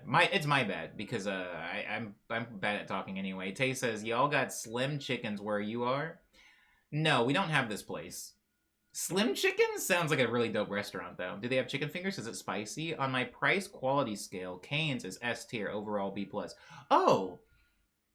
I'm not going to spend too much time here, Joe Toon. I'm not going to spend too much time here, but yeah. If we're bringing in other things like price, then it bumps things up. I said this about In-N-Out Burger. Like, a lot of people crap on In-N-Out Burger, but, like, when you look at the price, bro, if we're bringing in the price and we're bringing in, like, quality of ingredients and stuff like that, it bumps it up. But if you're just judging In-N-Out only on taste and texture or whatever, like, then it's a different graph is what I'm saying. And so, yeah, Cane's to me is actually kind of low tier because I go off of flavor a lot.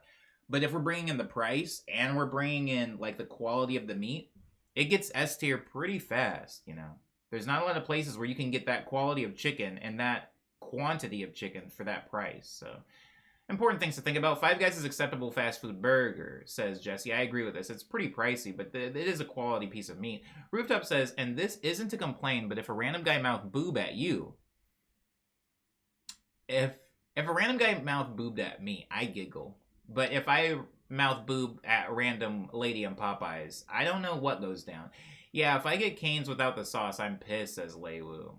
Like, how dare you expect me to eat this flavorless strips without sauce? Yeah, it's like, there's just no flavor in the chicken, and unfortunately for me, flavor is a must. If your chicken is bland compared to Church's, that's bad. I agree with this, Dar. I agree with this, and this is the take that I have for Cane's all the time.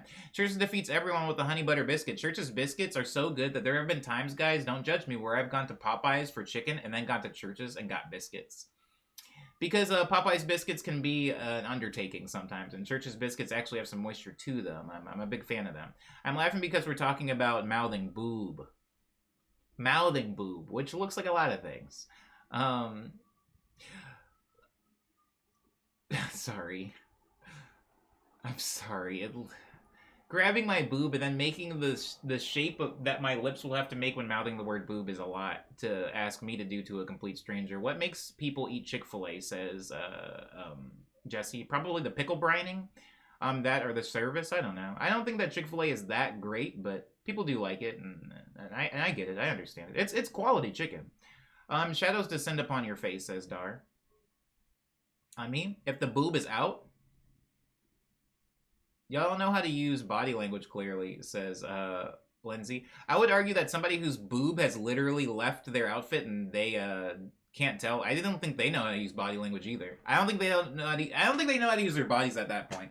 If parts of you are coming out and it takes somebody like me, and it takes a real bystander like me to inform you, I think that my body language I don't think that I'm up for being judged. Keep the boobs in the cage. Unless you know. Unless y'all gonna get Omni Hertz this second out. Yeah. Please don't get me jumped. Personally mouthing your and the motions work for all situations, says Addy. I'm gonna hold you to this. Just cover your eyes with a Popeye's biscuit, says Tay, so that I'm not looking directly into the boob or into the eyes of the boob owner. The crazy bread is good though, says Ultraviolet. Crazy bread is really inconsistent. The crazy bread at the Little Caesars closest to me is actually really bad. It's always kind of moist and musty, which I don't like. I like for my breadsticks to have a little bit of, brown to them. A little bit of to them, Oh, my boys are back. It might get a little noisy, so I apologize. That's so real, Omni. It takes bravery to do that. And I'm a coward, as you all know. I feel like the technology that Popeyes uses to get those biscuits so dry could have a lot of other practical uses. Whatever they're doing to get Popeyes biscuits so dry, they need to do in Florida. Because y'all are dying out there. Yeah, I mean, I'm not telling you to do it. You asked how you'd let a stranger know. This is a good point. There is no 100% safe way to do that, so... This is a good point. This is a very good point. I asked. I'm trying my best to get to bottom of chat. I always had an irrational fear of showing up to the drive-through window with another restaurant's food. Oh, you just put it in the back seat, Dar. I'm not an animal. Excuse me, miss. Your emotions gazungas. Ooh, I like the word gazungas. I like the word yabos, too. Yabos? You guys seen Hocus Pocus 1? You guys seen the original? Crazy bread is the most inconsistent variable at Little Scissors to me, says Addy. I agree with this. You just grab your boob and go ee-oo, gazungas. That made me think of Wardair. That made me think of his, Jugga Wugga. Jugga Wuggas. Yeah, sorry. Anyways, let me get to the bottom of chat. Oh, so you like Wendy's, says Jesse? The only thing that's bad is pulling up with a bag from the same restaurant.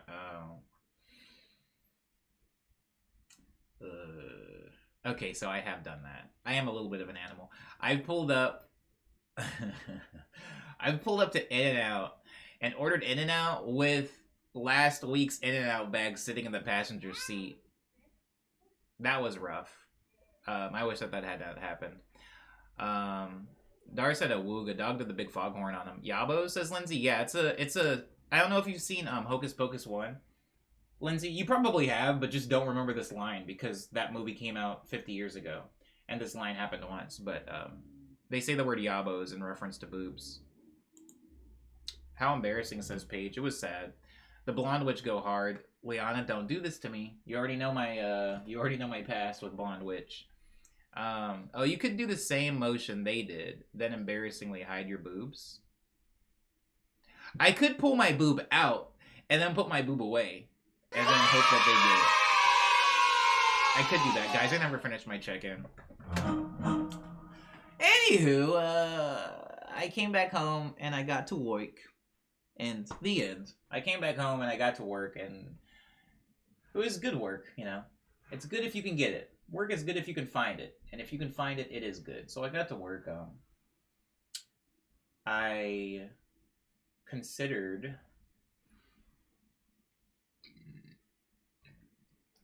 going to Monterey Park yesterday and getting soup dumplings, but I decided against it.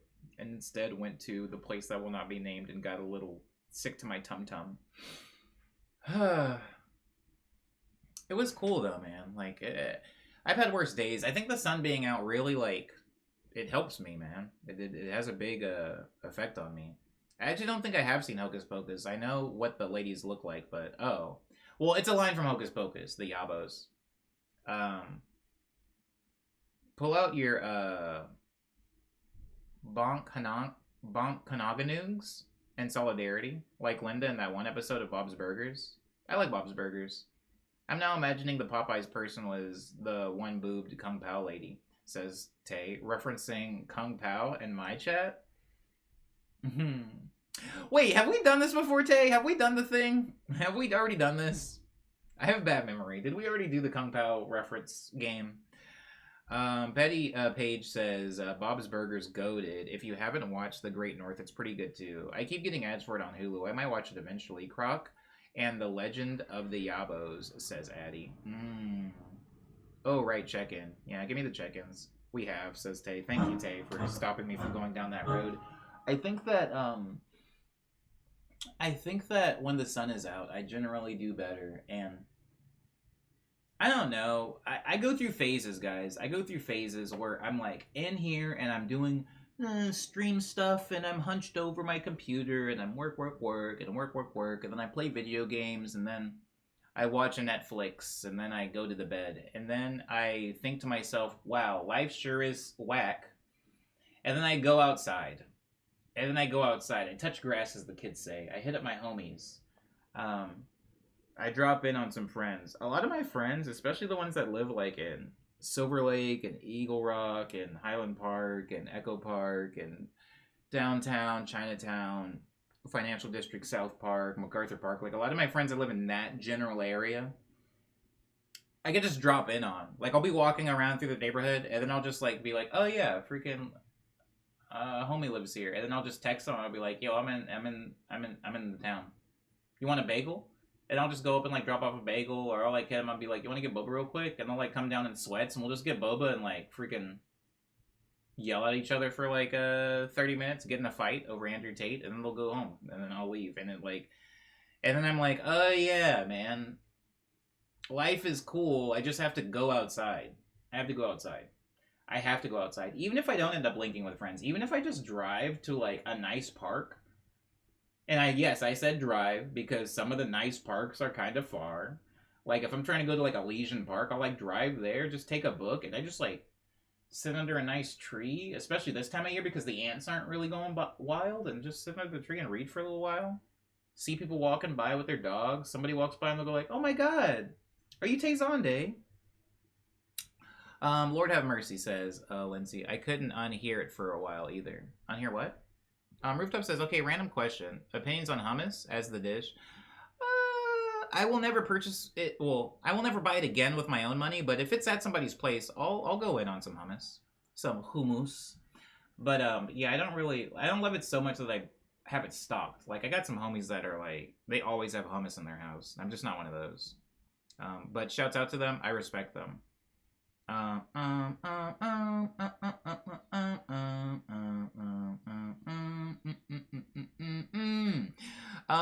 Professor Gecko. My name is Gecko. Hello, Gecko. Hello, Moto. I enjoy any game stream. Is this a game stream?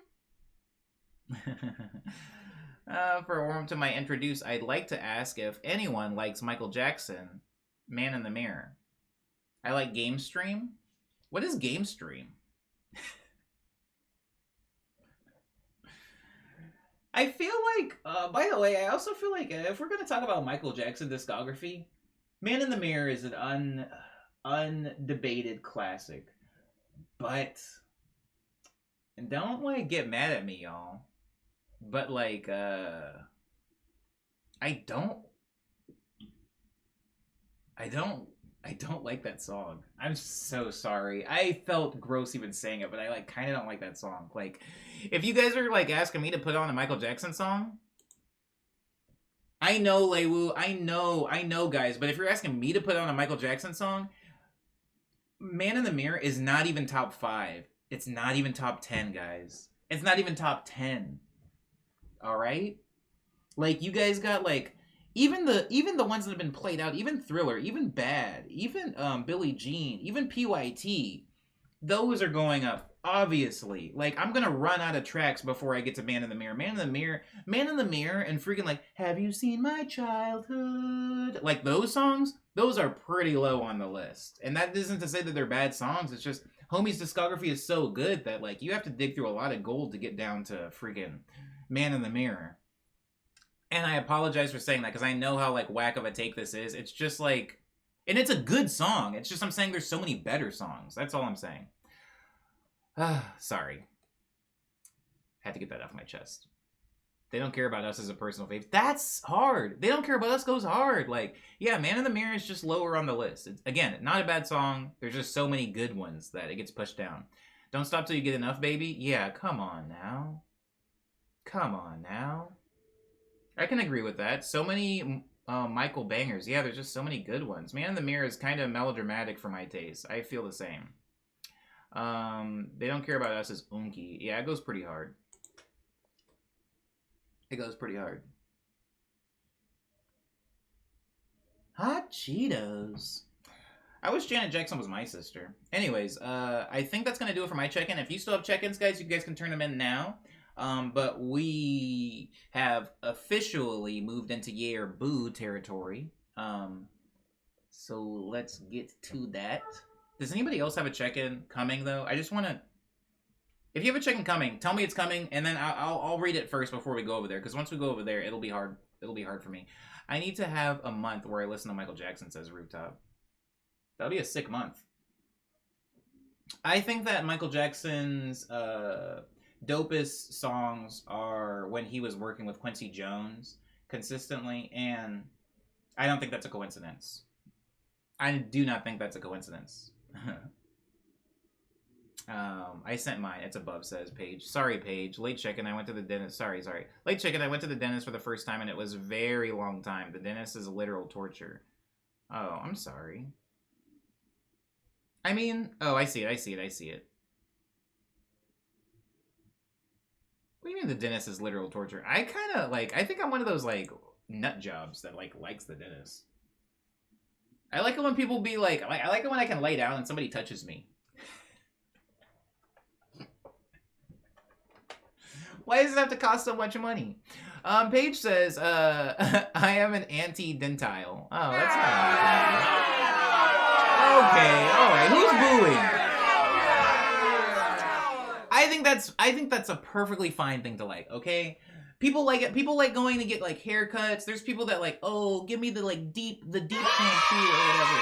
There's something very nice about like being in a big comfy chair and somebody who's a professional coming up and like, you know, poking at you a little bit for a while. It's very nice. I've never had a massage, but I've heard good things. People are always talking about how good they are. It's only torture if you don't go often, says Jesse. This is true. I ate poorly, says Jesse, and drank for the first time in weeks. This is horrible. I feel horrible. I'm gonna be good after I get this Popeyes later. Dang, yeah. I don't drink, but sometimes I will be on a good run and then I'll eat really, really bad and be bad to my body. And yeah, it's hard to recover from that stuff sometimes. I'm at base this weekend. Parents might come to visit though, says Rooftop for the check-in. I'll tell you about it Sunday. Word up, word up. I'd be happy to hear about it. I love the dentist. That clean mouthfeel, baby, says Lewu. I feel the same way. Bro, go get a massage, says Paige.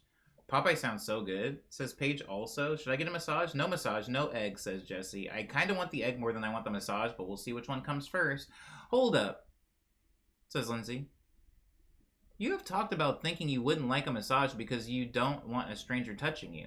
Which is it, Omni? Holds microphone out. Which is it, Omni? Holds microphone out. This is a very, very good. This is a very good. I'm actually glad that you brought this up. I have not, for anybody in the stream, there are two things I bring up a lot, or I talk about a lot. One is a full body massage, and the other is an egg.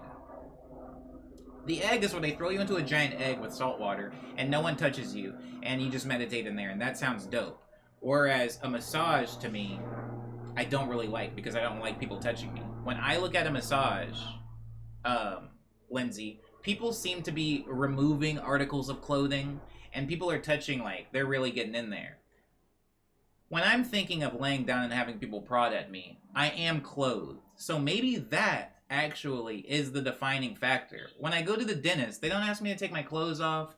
When I go to the barber, they don't ask me to take my clothes off. You know, like it's kind of like I just lay down and they do their thing, you know, over the clothes. If I could go to like a spa or whatever, and they give me massage and I leave my clothes on, maybe. Man, I thought this was a dream. Wake up an egg. Honestly, Titanium's making an Atlanta reference right now. But when that episode happened, Titanium, I did feel like it was targeted towards me because of how badly I want to be in the egg. Hey, what's up, Micro? Paige says, they're not supposed to ask you to get naked. I may be going to the wrong dentist. No, I mean a massage. And not fully naked, but just, you know, taking things off. I get a massage while eating Popeyes. Just don't choke, says Liana. I like this reference. Guys, realistically, will I ever get a massage? Maybe not. Will I go to the spa? Question Probably. for you. Oh, really? Question for you.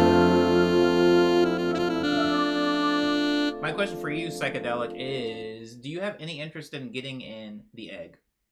Would you get in the egg?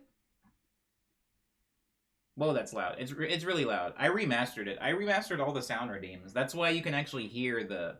I like that name, Redeem, for the first time ever. But, yeah, the other one's got a big boost. I'd like to get in the egg for sure. I'd get in the egg for sure. All right. And there you have it, folks. Time to review. What kind of reviews? Amazon reviews.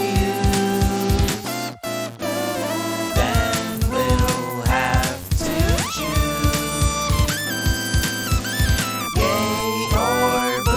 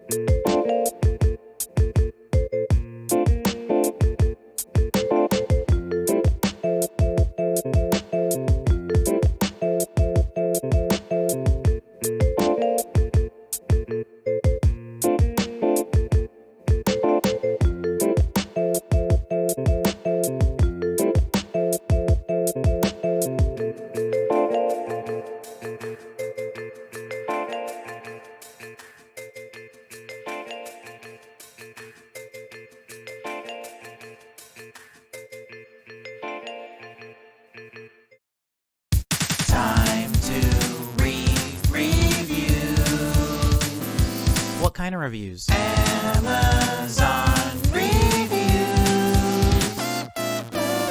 Then we'll have to choose.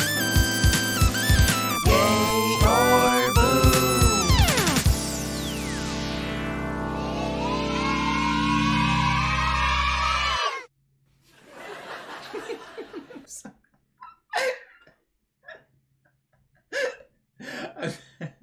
I'm sorry, guys. Hold on. Welcome to Year. Welcome to Year Boo. I love the little sword. Says Frenetic. The sword was that was one of the earliest Year Boo items we had. One of the earliest items was a sword that somebody had bought, and that's why the sword's there. How have I never noticed the Chickmunk voice? Is it new? It is not new. You must just be listening very closely now, Tay. Micro says lightning round check-in. Good Samaritan. The movie? Good Samaritan. I the Wendy's drive-through. Good Samaritan. I the Wendy's drive. Good Samaritan. Lightning round check-in. Good Samaritan. I the Wendy's drive-through was parked. Good Samaritan. Oh my god, Omni. Ah! Check-in. Lightning check-in. Christ.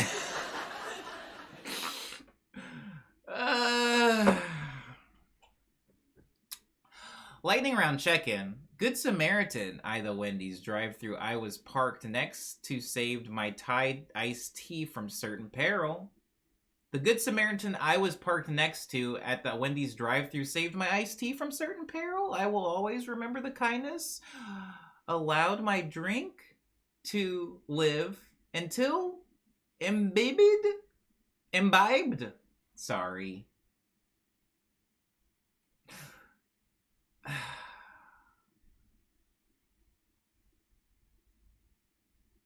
I'm so sorry.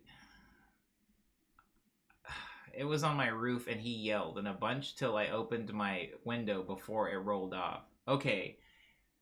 Micro had something on their roof and the Wendy's drive-through person told them about it before they drove off in it and it was destroyed. Thank you, Good Samaritan Wendy's. Thai tea would have been ruined. Why does Dar keep saying Good Samaritan? Dar, do you like Steven Stallone? Steven Stallone? Oh my god. Time to review. What kind of reviews? Amazon reviews. Then we'll have to choose. Yay or boo.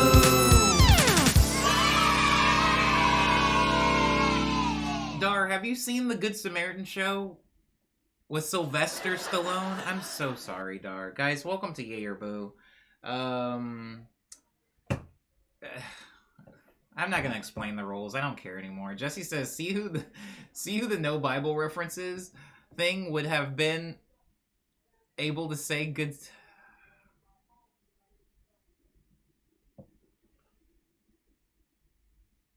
Maybe I need water. Maybe that's what's wrong with me right now. Tay says it's all I hear now, talking about the chipmunk vocals. It's just me. Tay, don't worry. It's just me. It's just me pitched up. Jesse says, see, with the no Bible reference thing, we would have been able to say Good Samaritan. Question mark? We would have been able to say Good Samaritan?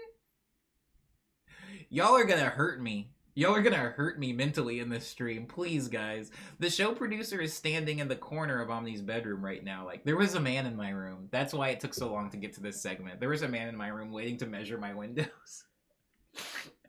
That's why we were on a hold screen, by the way. Okay. He was just quietly standing out of frame.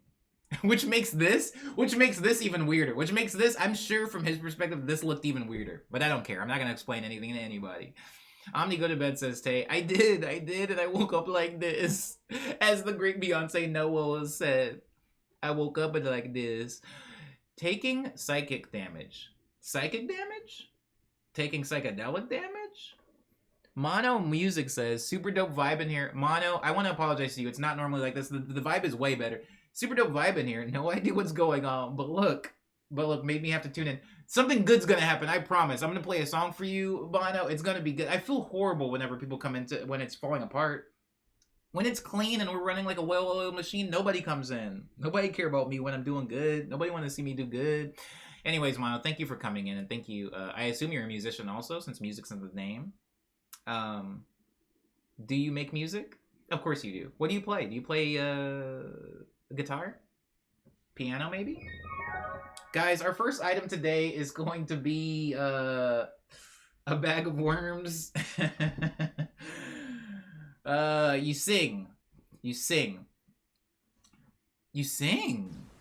I like that name. It's cute.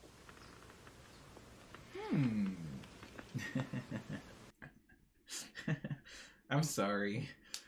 I sing too, but I'm just really bad at it. I hope you're better than I am. You're kidding, says Ultraviolet. Not even in the slightest, Ultraviolet. Not even the slightest. Yes, Soulish Pop Soulish Pop Electro type stuff. That's kind of up my alley. That's kind of exactly what I'm into. Do you make music under the name Mono? Is your music name just Mono, so I can find you? Also, a quick explanation of what's happening. Guys, the prediction is up. Please do the prediction. Mono, you're new, so I'm going to explain it really quick. I'm showing you guys an item off of Amazon.com, and there's a prediction right now. There's a prediction right now where you can bet on yay, ee-oo, or boo, ow, my tum-tum. And and the truth will be revealed. I will reveal whether this was indeed a yay or a boo. If a yay or boo doesn't make sense to you, a yay is just a Amazon review of 4 stars or better, and a boo would be an Amazon review of 2 stars or lower. And I will explain. Mono is your music name. Mono is your name-o. Are you on Spotify by any chance? Are you on SoundCloud? Where would I find your music? Please vote, by the way. Everybody, please vote. The prediction is up. Sour Gummy Williams. No, Sour Gummy Williams. I've been begging people to eat my worms on Instagram with no context all week, just because I like the reactions. Somebody will reply to my music. Somebody will be like, out of the goodness of their heart, will like share my music on Instagram stories. They're just like, oh my god, I love the new Gleam Dream. And then I'll reply to it saying, eat my worms, with a bunch of exclamation points. So if I get canceled next week, you guys know why. Who up playing with they worm, says Lindsay. Who up playing with the worm? Who that is playing with they worm? Micro says, time to stock up on Unky Buck. It is time to stock up on Unky Bucks. Drop links in the Discord. I'm just reading comments now. I didn't say that. Amazon. I like to pronounce the Amazon with an Amazon? Amazon. Oh, I kind of like that. Makes me think of brunch. My citizens' arrests aren't working. I promise this is the last you'll hear about worms from me, Ultraviolet. This is the last you'll hear about worms from me. And you can trust me. You can trust me because I won the Bible championship. My worm sleep, says Blue Sings. He sleep. Remember the freaking, like, the, like, deep-fried Shaquille O'Neal meme where his eyes are closed and it says, I sleep? Remember that? I showed that to my dad, like, forever ago.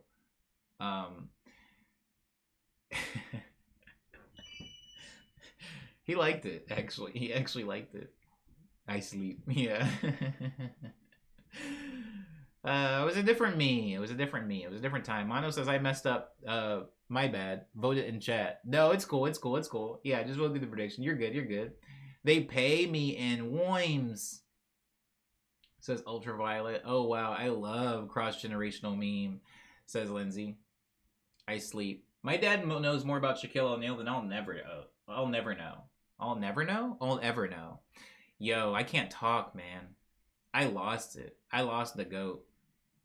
I lost the goat. I remember modifying that meme to be relevant to your streams, says...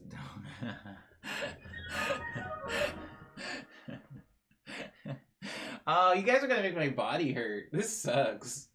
Bad stream, bad stream. Episode 524, throw it out. If you don't mind me asking, Mono, what do you make music in? Since we're here, since we have you here, what do you make music in? Do you use Fruity Loop? Fruity Loop, or do you use Reason, like Drake's dad? I can't wait for Omni to read the full Amazon reviews ahead, says Addie. Why you say it like that?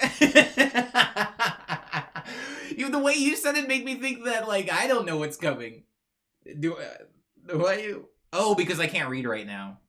That's why you said that. Ableton all day, says Mono. It's like my second brain at this point. That's how I feel about Fruity Loops. It's like my big toe. But the left one, not the right one. The left one for sure. Christ. Surf bro, Omni. Surf bro? Did I use surfer language? My bad. Wiggy your big toe, says Liana, making a reference to Uma Thurm. To Uma Thurm in Kill Bill. You guys heard that new SZA album? I haven't. What's wrong with the right one? Says Lindsay.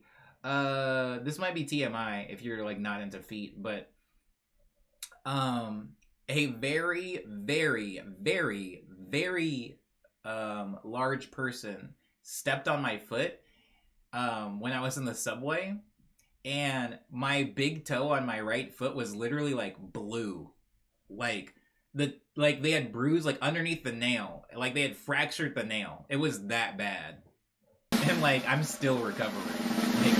Like my right big toe like nail like has a little bit of like purple under it, like where it should be pink, it's like a little purple, and I'm like, God dang, that happened months ago. Anyways, definitely the left toe. Why are y'all talking about his toes? Me and my ex-roommate used to have this joke about, I don't want to say that on stream, actually. That might be TOS. That might be like T-O my S. Wait, T-O my S? That might be against the rules of my school. That might be T.O. Morning Medley S. Thank you, Dar, for the girl what. A horse stepped on my foot once. That's way worse. A horse stepped on my iPod once. Not even joking. At a state fair, a horse, a Clydesdale, stepped on my iPod video and it broke. And that's part of the reason I'm afraid of horses. I hope everybody's votes are in. Can I get a drum? Can I get a drum? F.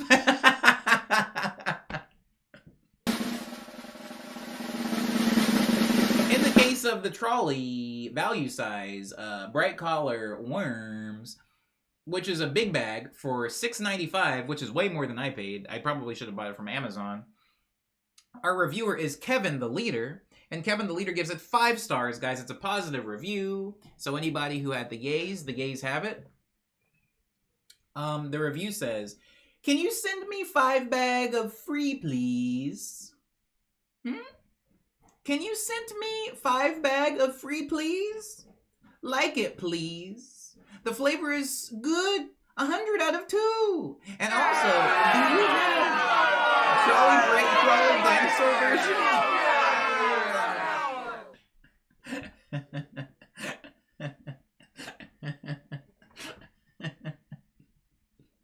I don't know what the heck Kevin is the leader of, but I hope they're in good hands. Do you have the...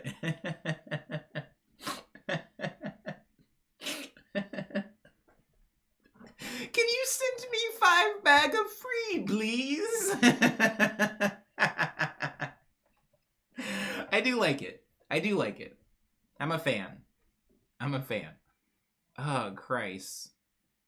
Oh, Jesus. Okay, I hope everybody won. I hope everybody got it. He Dukin.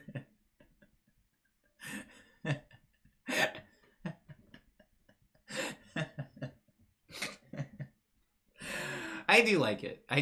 I like this review. Why do I like this review? Because it's 5 stars. Remy Ratatouille throwing up. Was that what his icon was? Hold on. Ah, Christ. Jesus, heaven help me.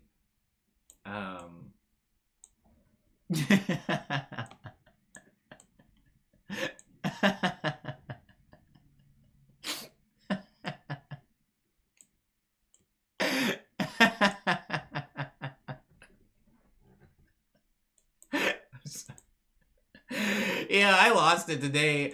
If this is just me on the first round, if this is me on the first round, this is bad, bro. What the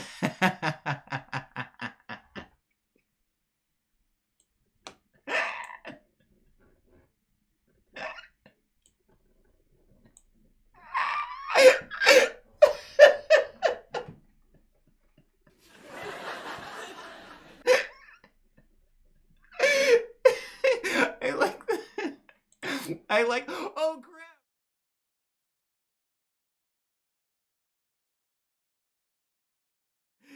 What is that? What? I don't even know where it just went. I don't know what scene that is. Can you send me 5 bags of free, please? I love this emoji, man. This emoji always gets me. This was last year. God dang. Oh, Christ. Anyways, the next item is next item is I don't know, freaking turkey head, chicken hat. What did I come into? I'm sorry, Eddie. Who the heck is Kevin? What did he do this time? He just wants sent 5 bag of free, please, is what he wants for 5 stars. Oh, my belly hurts. Jesus. Welcome to Yay or Boo item number 2. We've got turkey head, chicken head.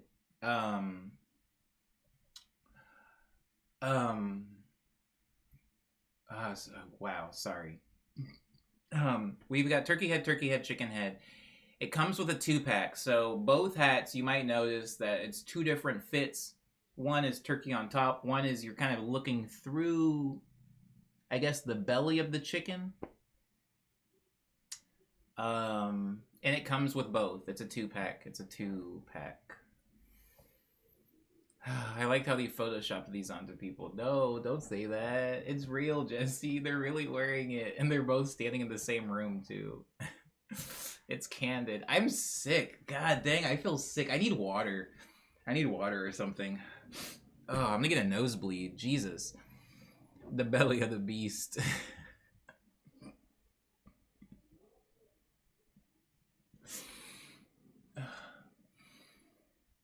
Oh, God, I wish I could order that. Why isn't that a thing? Why aren't we able to order the belly of the beast when we want to eat like stomach meat? Oh, Christ. You can get water while we vote. That's true. Bok turkey head. I feel raw, guys. I feel like I've been scraped clean. Whatever that is. Bok turkey head. Yay, pardon me. Or boo, meathead. You guys seen Turkey Run? I mean, you guys seen Chicken Run? You guys seen that movie? Oh, Christ. Oh, man. I got a jar of water. I got a jar of water from last night. I'll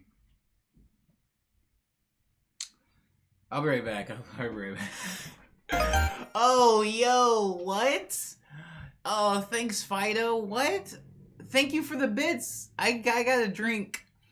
I can't stop lurking. Sorry, I can't stop thinking. You didn't say lurking. I can't stop thinking about car alarm music. Thanks for making my day. Fido, you've been in here for that long, too. Thanks for sticking around. I know it's a train wreck of a stream, but I really appreciate you. Really, Fido. Genuinely, thank you for the bits, and thank you for sticking around as long as you have. I really appreciate that. I love that movie, says Eddie. Eddie, have you played the video game? Dar says, speaking of Bok Turkey Head, have I told y'all about the theory that We Cry Together by Kendrick Lamar is a TikTok-friendly version of the classic Chicken Head song? Mono Music, thank you for the follow. You have not given me that theory, Dar, but there might be some guts there. There might be some, Turkey Run is my favorite indie claymation film, says Addie. I'm just gonna, it's right over there. I can see the jar. I'm just gonna go get the jar. Oh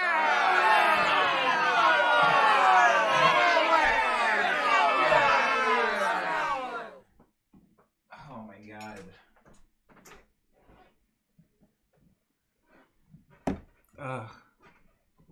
Y'all ever peed in your backyard? I know the answer is yes. I know you're gonna say yes. You don't have to lie to me.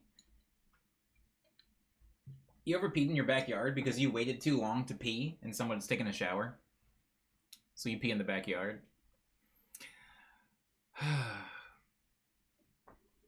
Dang. My chest hurts. My belly hurts. I hope that lady isn't the last thing I see before I die. That would suck, says Mono. This lady, you know who this lady kind of looks like to me? And don't laugh.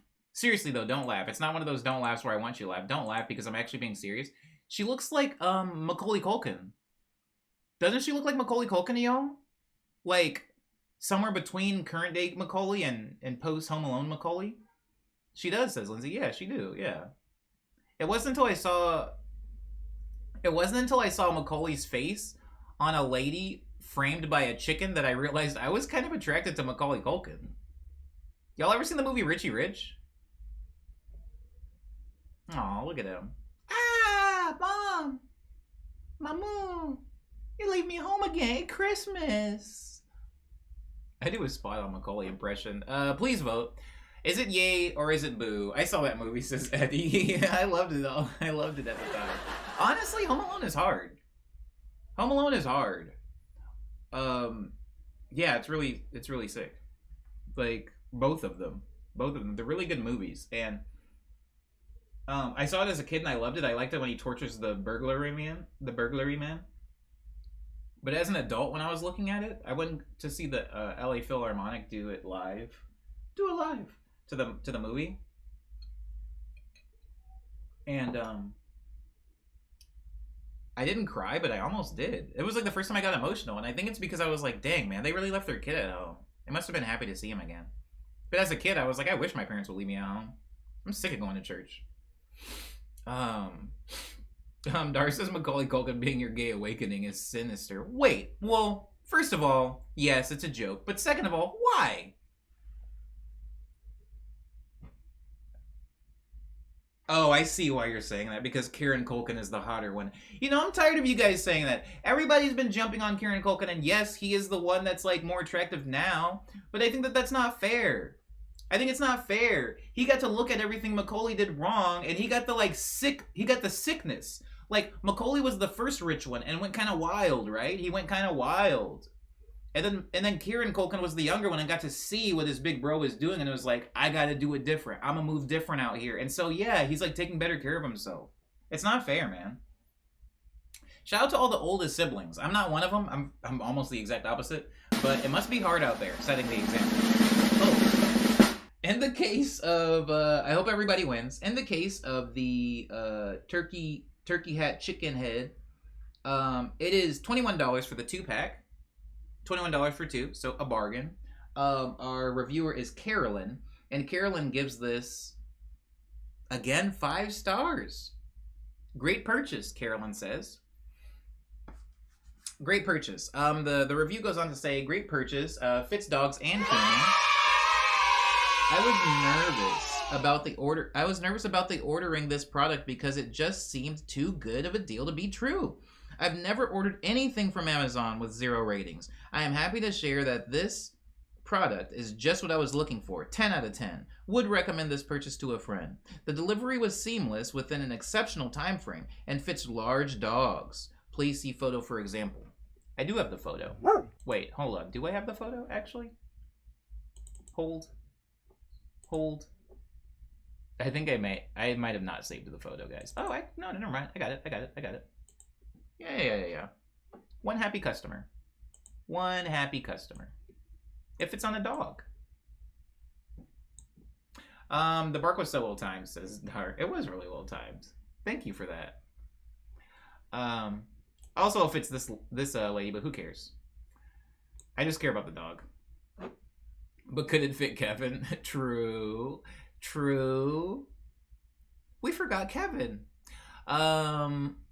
I hope everybody won. Me appreciating the older sibling shout out. Word up, Eddie Cosmos. I know it must have been hard for y'all out there. For real. Well, you weren't lying. I wasn't lying about what? You can place every white celebrity on a spectrum of how much they look like Macaulay Culkin to Rebel Wilson. That's That's a horrible thing to say. That's a horrible thing to say in my stream or anybody's stream. I like him. I like him. He's good. He's so happy. Chicken dog. You think that dog knows what a chicken is? Anyways, our third item today is the Super Mario Bros. Encyclopedia. The first 30 years of Mario.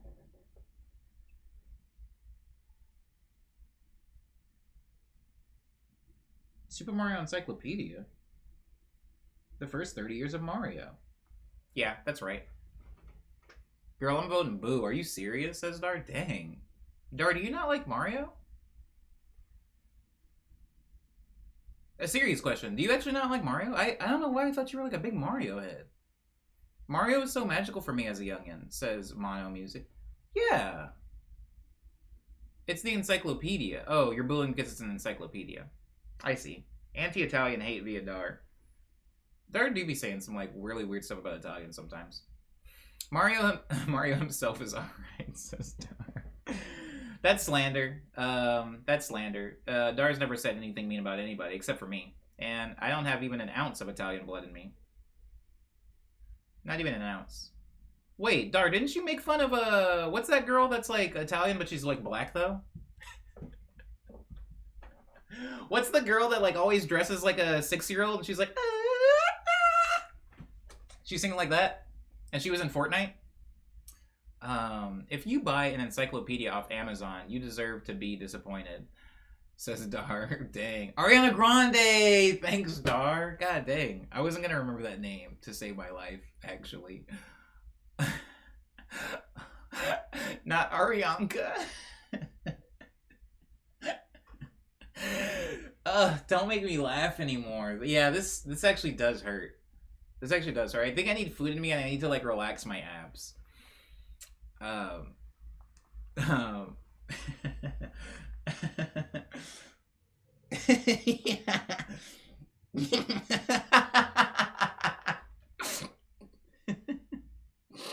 Wait, she's Italian, right? Wait, please vote. Please vote.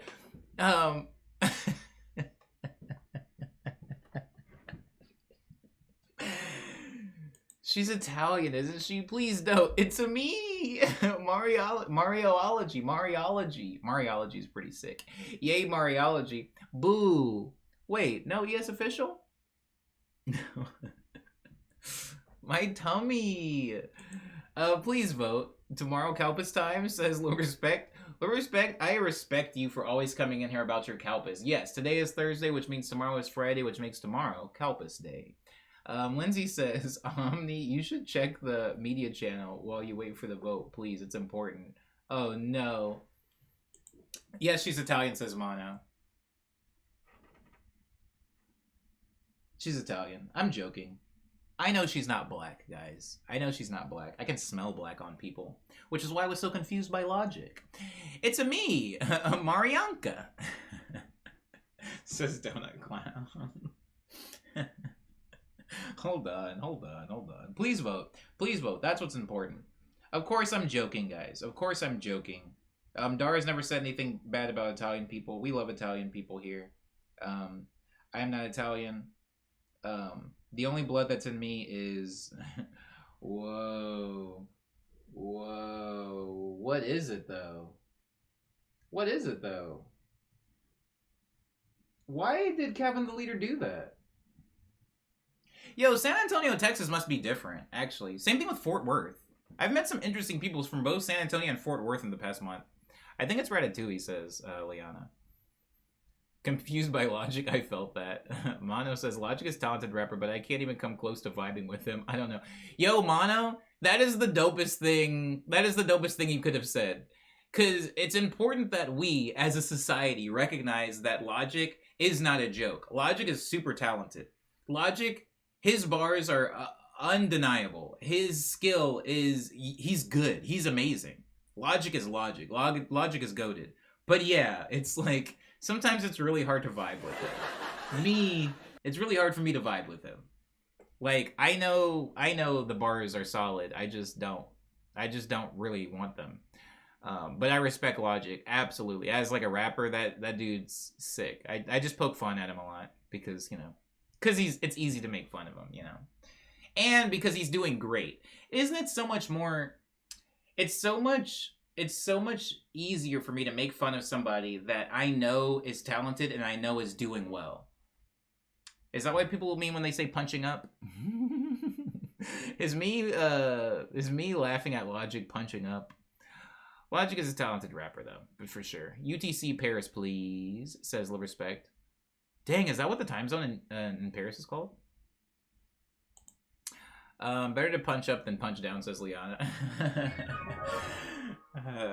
Guys. Oh, my brain.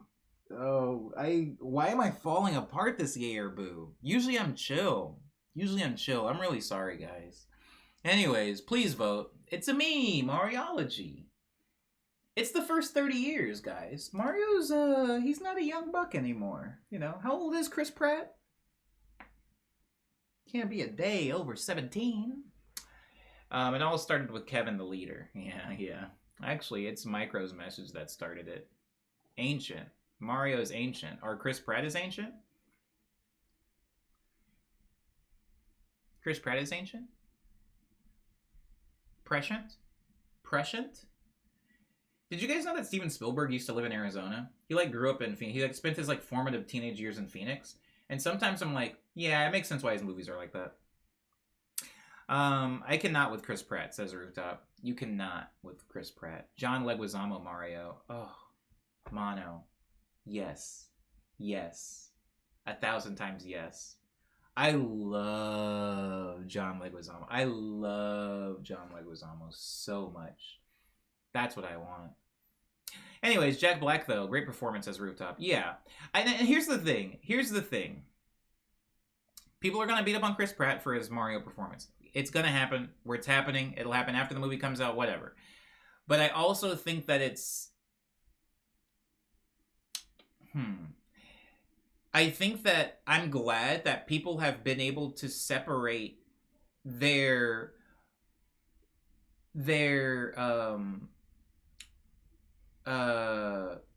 founded or unfounded, substantiated or unsubstantiated hate towards Chris Pratt. I'm glad that people are able to separate that from the movie, right? People can say, I don't like Chris Pratt, I hate Chris Pratt, ew, don't give him money or opportunities, I hate him. But they can still look at the movie and go oh, movie looks like it's going to be pretty chill. Or they can look at Chris Pratt and say, I don't like his voice, he doesn't sound like Mario at all. But they can listen to Jack Black and go, no, there's a lot of people that are doing a good job here. I just hate it when people have so much hate for one person that they allow that one person to sink an entire ship. There's a lot of good things in it.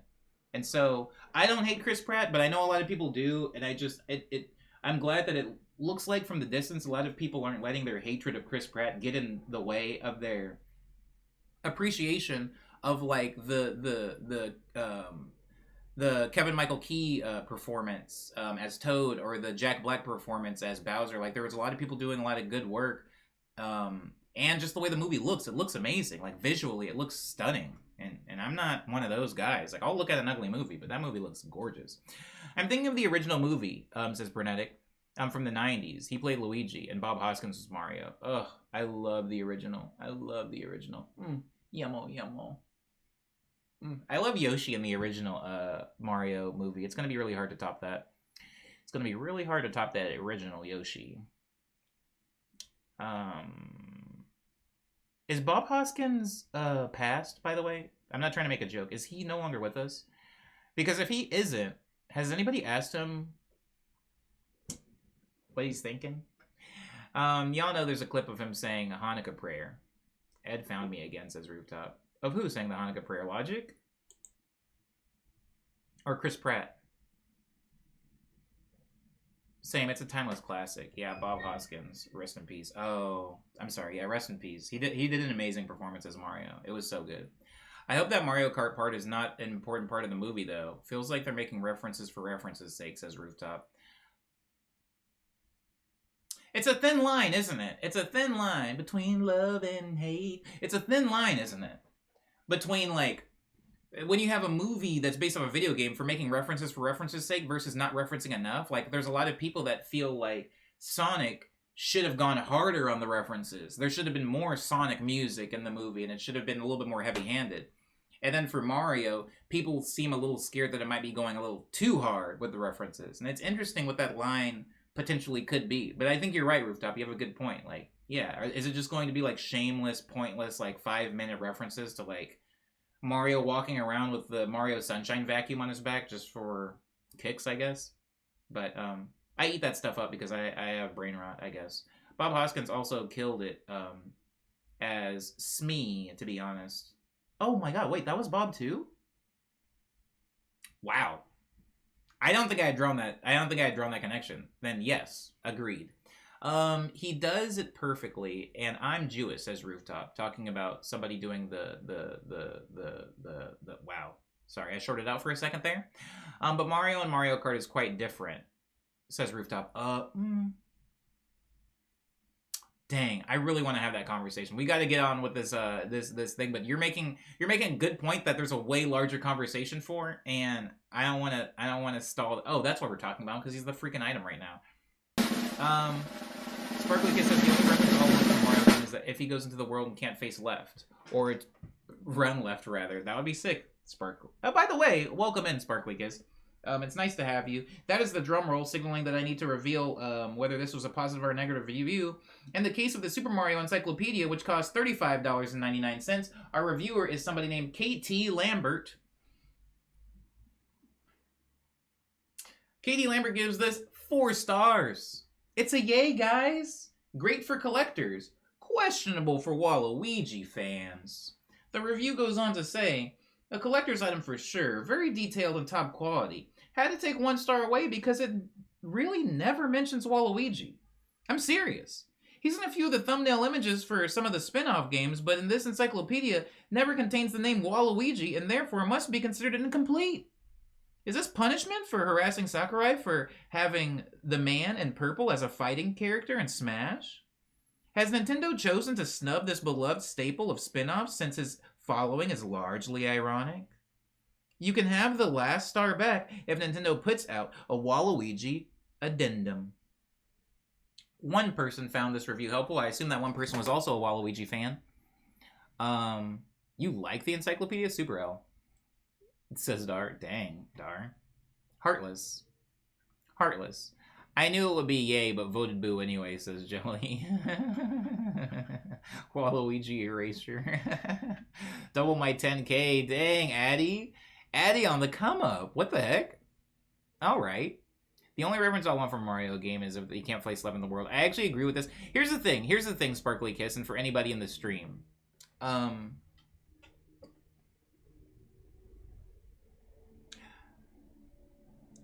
I will like the movie.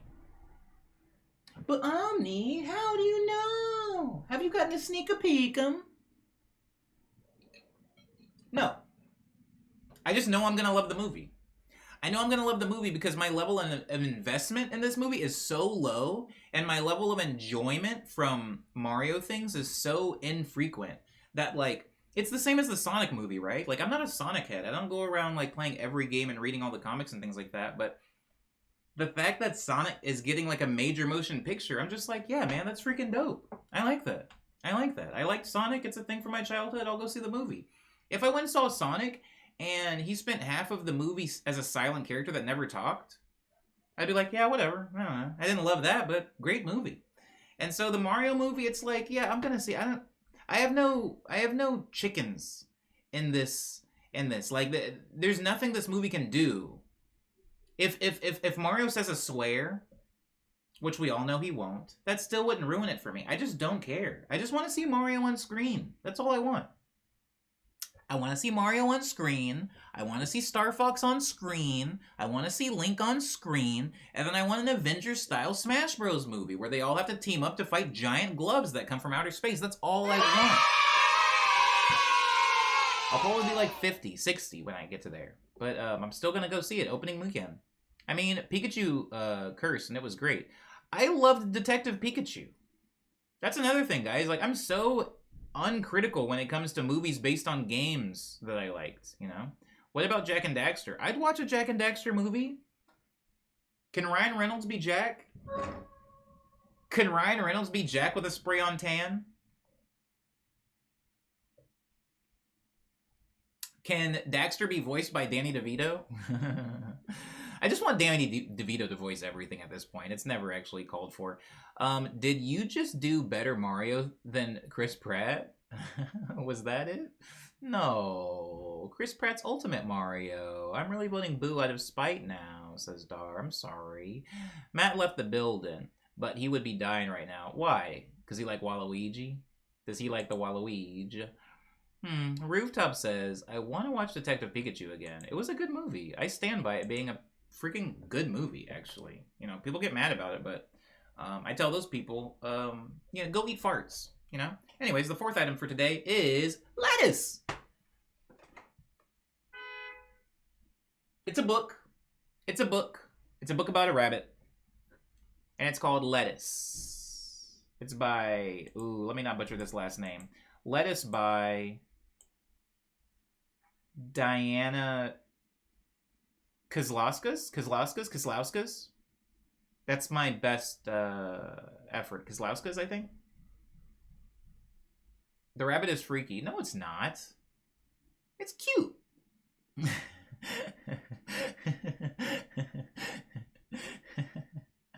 Aw, all the lettuce you could ask for. Whoa, hold on. I was trying to figure out the outfit. I guess it's like a vest over a long sleeve white t-shirt. Anyways, I'm putting my 20K onto this one. Dang, Addy got the bug. Addy got the Gamba bug. The Gambug? I really liked it. All the CGI was great as well, says Rooftop. Thank you, Rooftop. Like,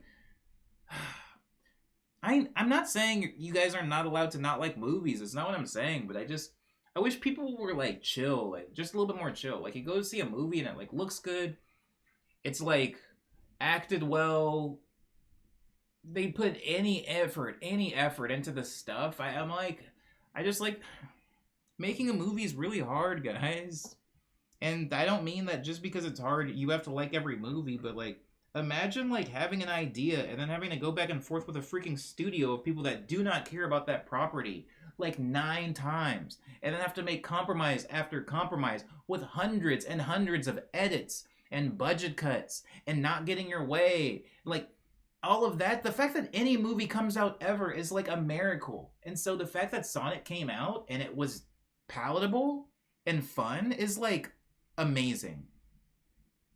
It's literally amazing because I have a hard time even getting my ideas out musically to you guys when I'm working with other people. So much of my vision gets lost in the process and sacrifice and compromise in the process. And that's just working with like 4 people. Imagine if you were working with 400 people and you were working with borrowed money. That's another huge thing. Borrowed money from people that are trying to make that money back. Yeah, like you're going to have to make some regrettable choices, you know? Detective Pikachu was hard. Did I want Diplo to be in that movie? Not really. Not really. Do I think he ruined the movie? No. Sparkly Kiss says, oh, I def read those as suspenders on a skirt for the rabbit. Whoa. Ooh, I like this Sparkly Kiss. Sparkly Kiss, I like your version better. My version visually makes less sense. I only got 11K left, says Jesse. I might have a problem living token to token out here. Word. The economy is really bad right now. I think, oh, hold on. It's going to be really loud if I do the USA right now. It's going to be like really loud because all of my sounds are super loud. Oh, I can't play it anyway. I can't play it. It's discontinued in this scene, I guess. That's interesting. I can't play it. Pretend the USA sound happened. Just pretend. God bless America. God bless America. I'm proud to be an American, born in the USA. Yeah, I would have enjoyed Sonic either way. It would have been great good or great bad. Agreed, Jesse. I'm happy that it was great good. Same.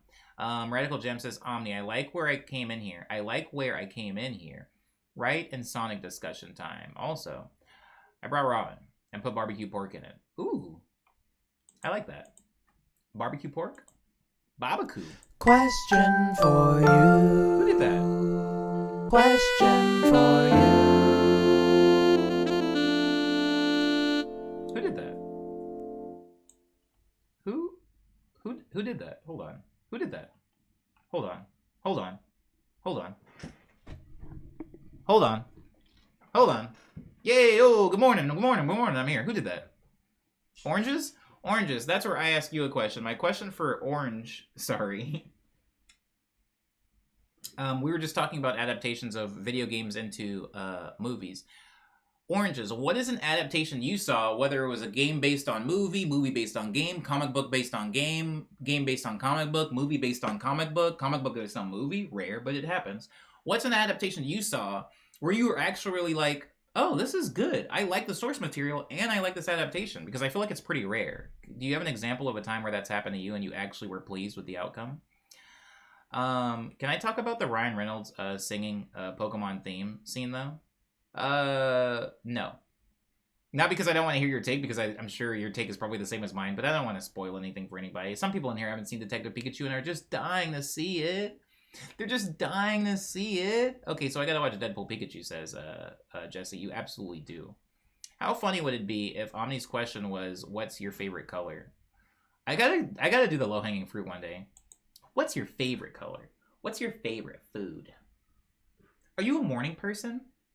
The Chainsaw Man anime from the manga says oranges. That was a fast reply. So I have watched the anime, or at least what is available for me to watch. But I'm starting the manga of Chainsaw Man in about a couple of weeks, oranges. So, wish me luck. Dar says, Omni, you think this question of you redeem has made you a better interviewer? Huh? No. Is that a question? Or are you, like, accusing me of thinking I'm a better interviewer? I'm trash at everything. Sparkly Kiss says, that's me. I keep just forgetting that I haven't seen Detective Pikachu. Please see it. Please see it. Do I think it's the best movie in the world? Absolutely not. But I just want people to see it. I want more people to see it, man. What's your favorite idea? Mine is being creative, says Dar. It was a question. Oh, I don't think so. I don't think it's made me a better interviewer at all. I think I'm good at killing time. I'm good at, like, talking to people. And I think that makes me a decent interviewer. But the question for you thing, if anything, it's made me less coherent. In general, guys, Lettuce, in the case of Lettuce, by Diana Kozlauskas. This item is $12.99 as a book, but it's $3.99 on Kindle, which is how this person purchased it. Our reviewer is, I'm going to try not to butcher this name, Jitendra Meditwal gives this item 1 star. Is that our first boo? I think it's our first boo. Gives it 1 star. It is a waste of everything. Memory, time to download, and internet. The review goes on to say, it was the worst book I have ever read. I am 11-year-old and thought it's interesting and downloaded it. When it took 4 hours to download, that too was speed of 5 megabytes. And it's just 5 or 6 pages that are filled with pictures, and I advise to not download it and waste your phone and iPad's memory. One person found this helpful.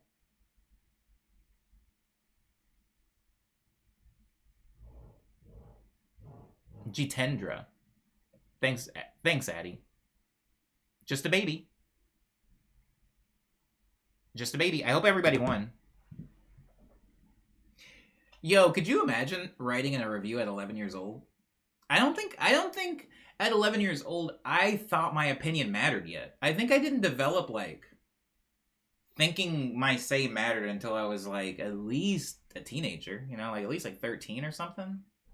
That's when I was like, and another thing, you know, that's when I developed that, like, hey, listen to me. But this one's like, go get him. Go get him. Jitendra. I like the name Meditwal. It rolls off the tongue. Beautiful. I also want to say, I assume that this kid is doing this review on an iPad. I also want to know who the one person who found this review helpful was. Jesse says, just imagine being so put out as an 11-year-old that you're like, I've got to do something. Someone needs to say something. It's a waste of memory. By a kid? This is actually hurtful. I feel bad for the author. 11 years old caring about 5 megabytes that takes up a space on your iPad is pretty wild. I agree. Wow, 2015? That kid is 19 now. Oh my god, you're right. That's a good point. Wow.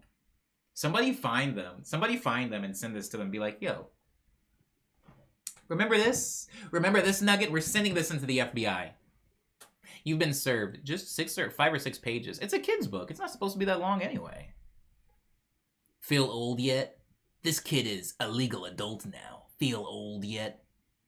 I'm imagining this kid with an iPad Ang showed us on Trend Tuesday. I didn't see it. I need to go back and look at the VOD. Lucio says, nah, I was that kid pissed at all the adults around me. I wanted everyone to know my opinion of them. Well, I guess you were born too early because you would have been able to with Amazon reviews. Do we have Amazon reviews of people yet? I mean, I guess that's what Twitter is, basically. I've got a lot of 1-star reviews on Twitter. I wrote this review, says Dar. Me, I did it. But $12 to $13 for a physical version of this book? Rude. Oh, good point. Good point, Sparkly Kiss. Yeah. Good point. But they downloaded it. I'm sorry. I'm sorry, child. I'm sorry, child of yesterday, adult of today. I hope everything goes well for you in the future. Guys, that does it for Lettuce. We have one more item. Our final item for today is a steampunk clock. A steampunk clock. I can't prove I didn't, says Dar. Write this review. Maybe you did. Rearrange the last 3 letters of Jitendra, spells Dar. Jitendar. Dar? Did Dar leave?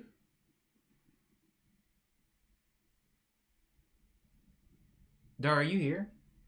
I'm not gonna time you out. We just want the truth. With a name like Jitendra Metatoile, how hard could they possibly be to find? That's a good point. I mean, I don't know. I don't know. I'm not in India. Maybe that's like Shawn Michaels, you know, in India. Omni and the gang just popping in to say hey, says Aria. Hey, what's up, Aria? Ooh, this was one of those assemble yourself things? Yeah, I should mention that. You build it yourself. You build it yourself. Yeah, I left. Sorry, I'm no longer here. Well, it was nice having you, Dar. We really appreciate you here. Your presence and the extra bit of Dar spice you always bring to the equation. It can't go unnoticed. It can't go unappreciated. This is the coolest looking clock, says Aria. Even cooler. Yeah, you assemble yourself. Little steampunk clock. Oh, it's laser cut. Yeah. It's laser cut. You like pop it out and then assemble it. Dar Spice, TM, dang. Watch out, Lowry's. Watch out, Lowry. Mono says, feel like this is the trophy of the world champion watch fixture comp. That'd be pretty sick, actually. Yo, watchmakers? How many times, guys? Ugh. Sorry. I should have muted Mike for that. How many times, guys, have you... How many times have you been like, wow, I love IBM computers? Or like, how many times have you been like, oh, NASA's so cool. How did it start? And then it all started the same way. It was like some dusty man in a suit with a briefcase that used to fix clocks. Jethro McGonagall used to fix clocks in Tennessee. And then he thought, wouldn't it be cool if I could get us to the moon? And he started building rockets instead. I feel like every single... Like, I'm playing a Yamaha keyboard right now. Yamaha keyboards was just a watchmaker. Like, it was a watch repair guy. He used to just fix watches. And then he was like, everybody's organs seem to be breaking. I'll fix organs. Then he started fixing organs, making pianos, fixing pianos, making keyboards. And then the war happened, and they were like, sir, can you build us vehicles for the war? And he was like, sure, why not? I know how to make a piano. How hard could it be to make a motorcycle? Yamaha's weird, man. Same thing with Roland. It was just a dude that used to go and, like, fix clocks. Korg was not that way, though.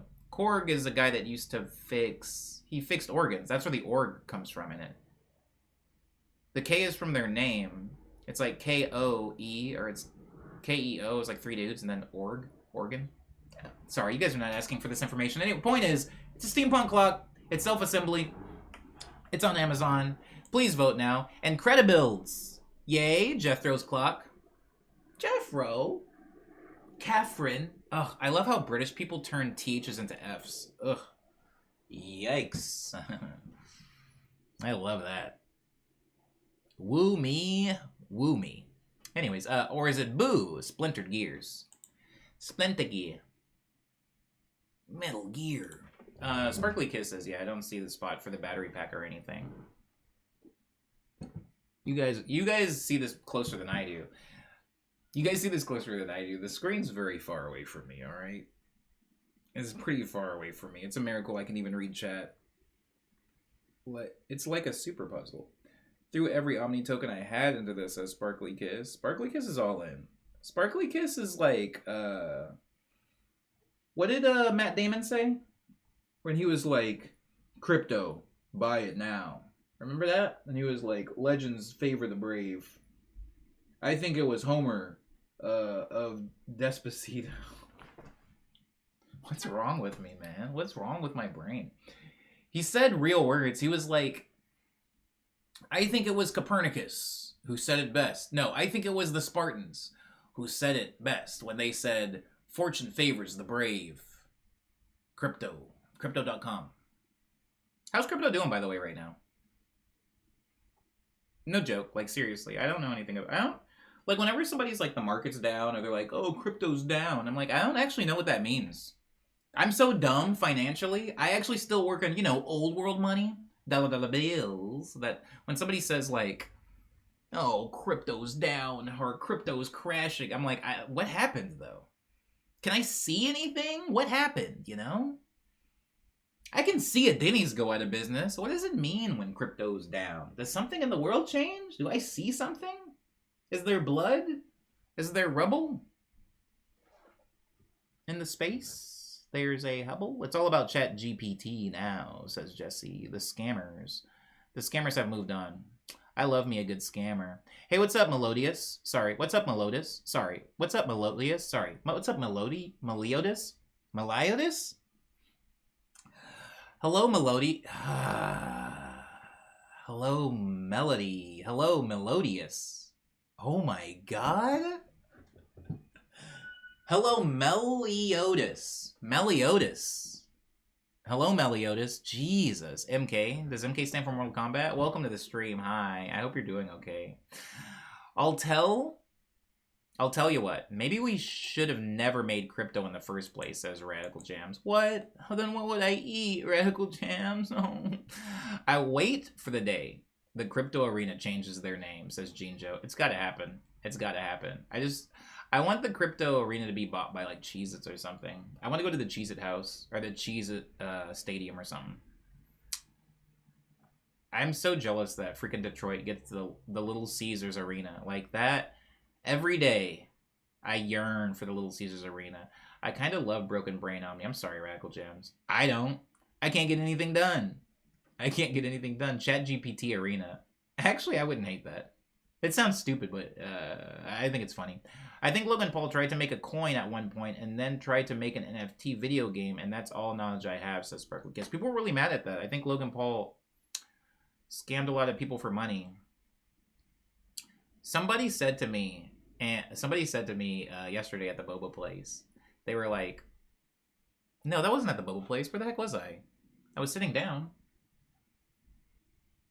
Where the heck was I? Anyway, somebody said to me, they were like, I think it's weird that like rich people, if you're so rich, why would you start scamming people?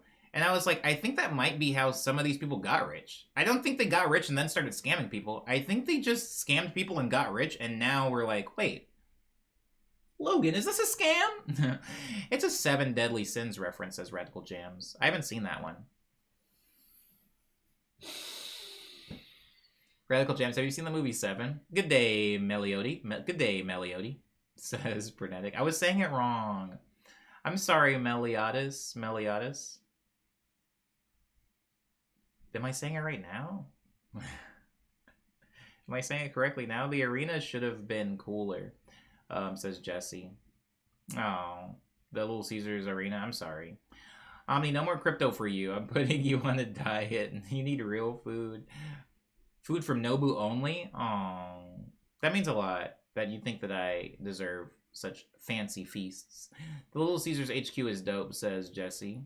I want to go. I want to go. I saw Mitski and Lord at the LC Arena, says Ultraviolet. Dang. You sing, says Meliodas. I sing. Me sing, not in stream, though.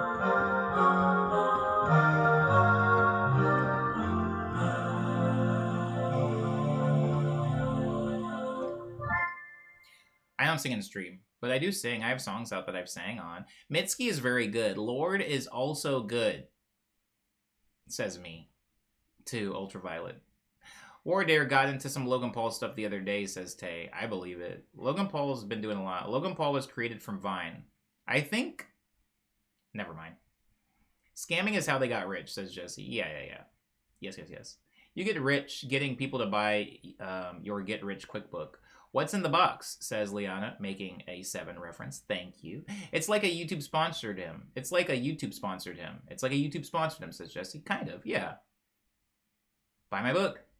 How come I haven't written a book? Radical Gem says, well, it's also an Arthurian legend reference, so there's that, which I would never pick up on. I don't know what that is. Can you do Welshie Arms?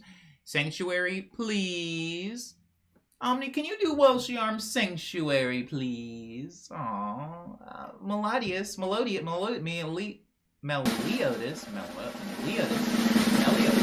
I am sorry. I don't know what that is. Sounds great, though. Welshie Arms? Which one is the artist name and which one is the title? What is the song from? Meliodas? And by the way, true, genuine apologies that I don't know what that is.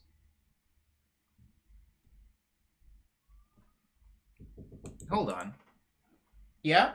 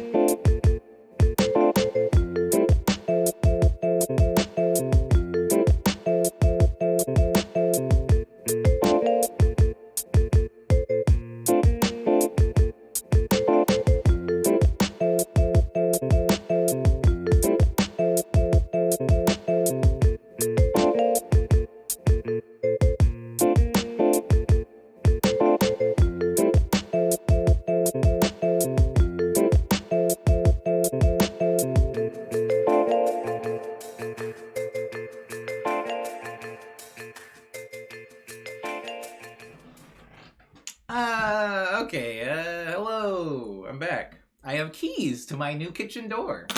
Okay, oh,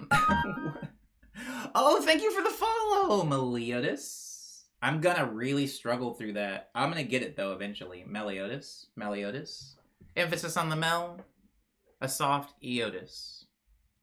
They weren't that loud, actually, says Lindsay. Well, to be fair, the reason that I thought they might be loud is because they were gonna do something to the windows, which, as you can see, is part of the stream. But yeah, I guess the kitchen door, that was chill. Take it off the hinges, just like DJ Khaled said. I'm glad. We're all happy. Happy Kitchen Keys Day. The keys to my new kitchen? Aww. What's that thing where they ruin your house and they don't tell you, and then they open your eyes and a bus drives away, and then you see your house and it's different, and they walk in, they're like, we put a TV in the bathtub. I want that. I want that for me. Bam! Okay, yeah.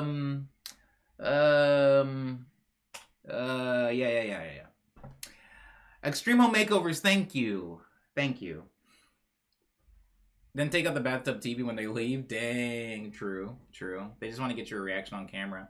Yo, dog, we heard you like TV. Shout out to, wow, I almost called him Excision. Wow, Exhibit. I almost said Excision. Ew. I gotta wash out my mouth after that one. Pimp my house. I wish somebody would pimp my house.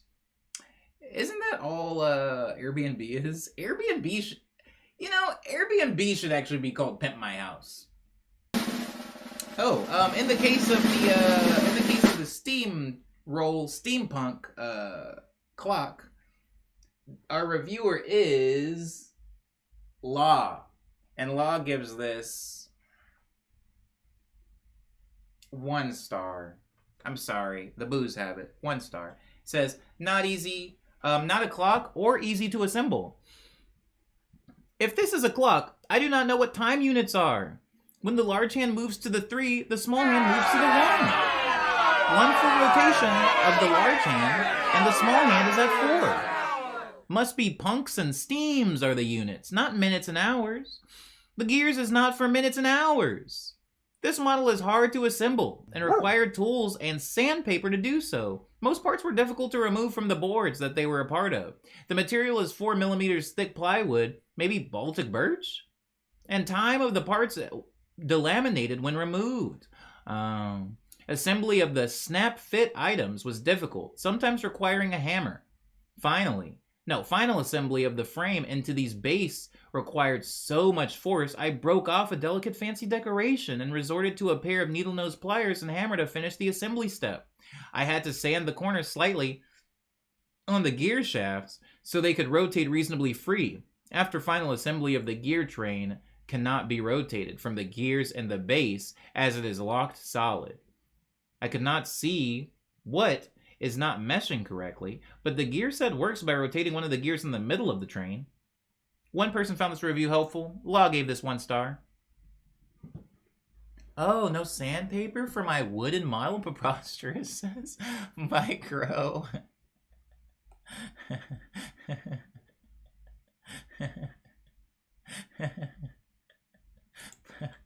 Punks and steams, I like. What a sad customer. I'm sorry, bro. I'm sorry, guy. Payday for me, says Sparklucas. All right, good to see some people winning. I kind of want to make a bathtub that has a TV now. If I could hook up a console to it, that'd be kind of sick. Law from Tekken. Oh, you know, LSU. I used to use Law a lot. This person's smart enough where they should have known better. I agree. Okay, I agree. I think that even when you look at the clock to the left, I mean, maybe you could have been fooled into thinking there was like some small wiring that you just couldn't see in there that actually makes the clock work. However, I think it is a little cruel of the creators to put numbers on it, maybe subtly implying that it is indeed a functional clock, when in reality it's just a series of gears that only turn when you operate them by hand. Boo, says Meliodas. I'm sorry, Meliodas. We didn't get it this time. Who do you think is the greatest rapper alive in your opinion? Exhibit, of course. Exhibit.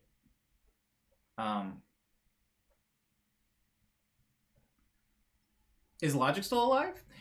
In a review, the first item that we have was Trolley Sour Bright Crawlers. Trolley Sour Bright Crawlers were $6.95. The review that they got was, oh, sorry, I forgot. I forgot how deep I was zoomed in on that one. Anyways, it got a 5-star review. We don't need to read it. Just know that it was completely coherent and it got a 5-star review. The second item that there has to be a better way to undo the zoom. Hold on. I'm sorry. Hold on. Oh my God. Give me a second. I really would. I did. I can just do this. Hold on. Sorry. You guys hear that train horn? God dang. Kevin the leader gave it a 5-star saying, can you send me 5 bag of free, please? And it was a 5-star review. It was a positive review. Thank you, Kevin. In the case of our second item, which was chicken hat, which can fit on dog, the review was 5 stars. Great purchase, fits dogs and humans. Thank you, Carolyn. 5 people found this review helpful. In the case of the third one, we had a Super Mario Bros. Encyclopedia. Our reviewer was a very big Waluigi fan who did like the encyclopedia, giving it 4 stars, but only took 1 star away because it does not mention Waluigi even once. Our 4th item was Lettuce, an audiobook that was available on Kindle, and our reviewer gave it 1 star, said it was a waste of everything, memory, time, and download, and internet. Referring to the book as indeed a waste of internet. And our final item was, again, the steampunk clock. The steampunk clock got a 1-star review because it's not a clock, nor is it easy to assemble. It does require sandpaper. Hello, iridescent tros? Hello, iridescentros? Hello? Hi.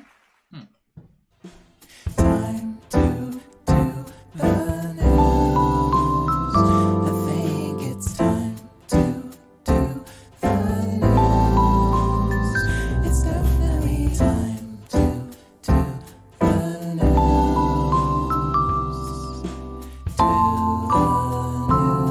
news.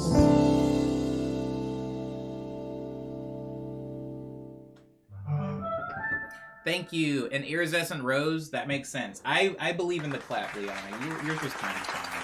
I'm sorry. Thank you, Iridescent Rose, for being here. Your username, now that I understand how to say it, makes me think of Beauty and the Beast. Remember when she was held hostage and then she found a flower in the attic and then the man tried to beat her up? Great movie.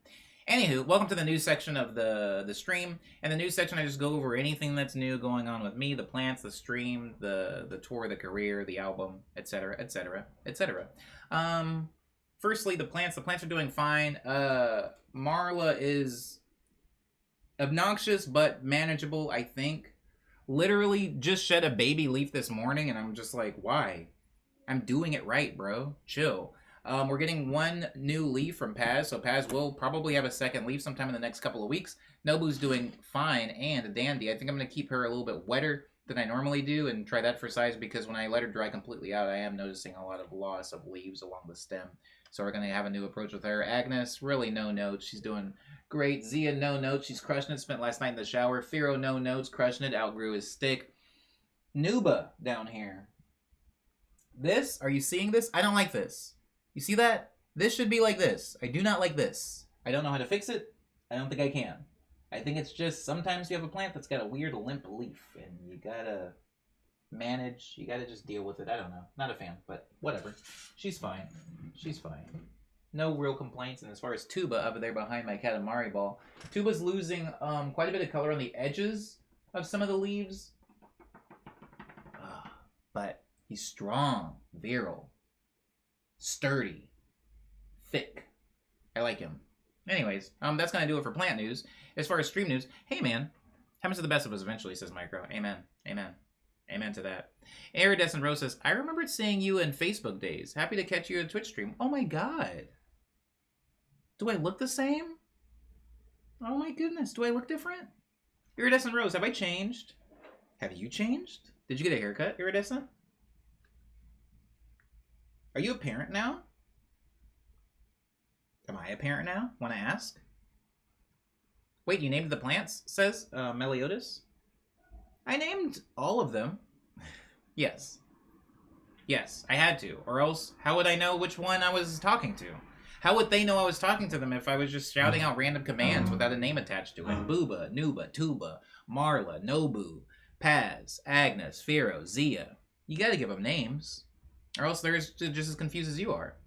We all change for the better, says Iridescent Rose. That's such a good, positive outlook to have.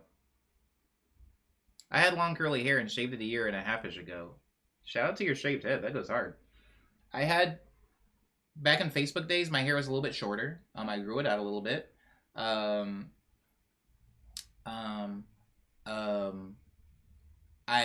stopped eating as many peanuts and started switching over to peanut butter. I work out a little bit more. I cook more noodles. That's my thing. I've switched to boxer briefs. No complaints so far. We're going down there. It's chill. It's chill.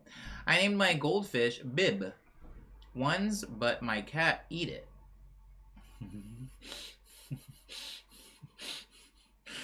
Hey, you named your goldfish Bob and your other pet ate it. I'm sorry. That's not funny. I shouldn't be laughing. I'm sorry. But if you think about it,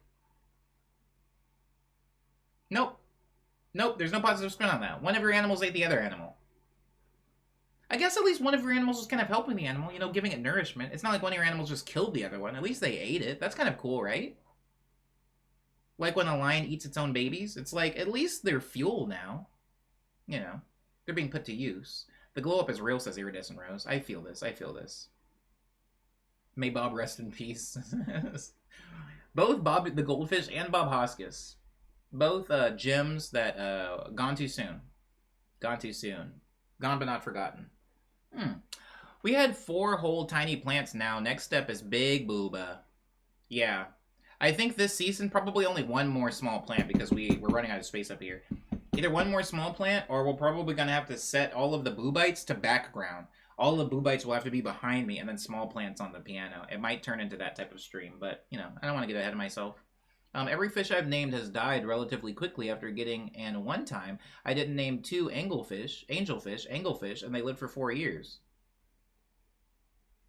Are you a witch? Have you checked your genealogy? I was looking at this. I was looking at this. I was looking at the trailer to this movie, and you know, this like Meghan Markle looking lady like looked in her genealogy, and not only were her ancestors white, but they were vampires.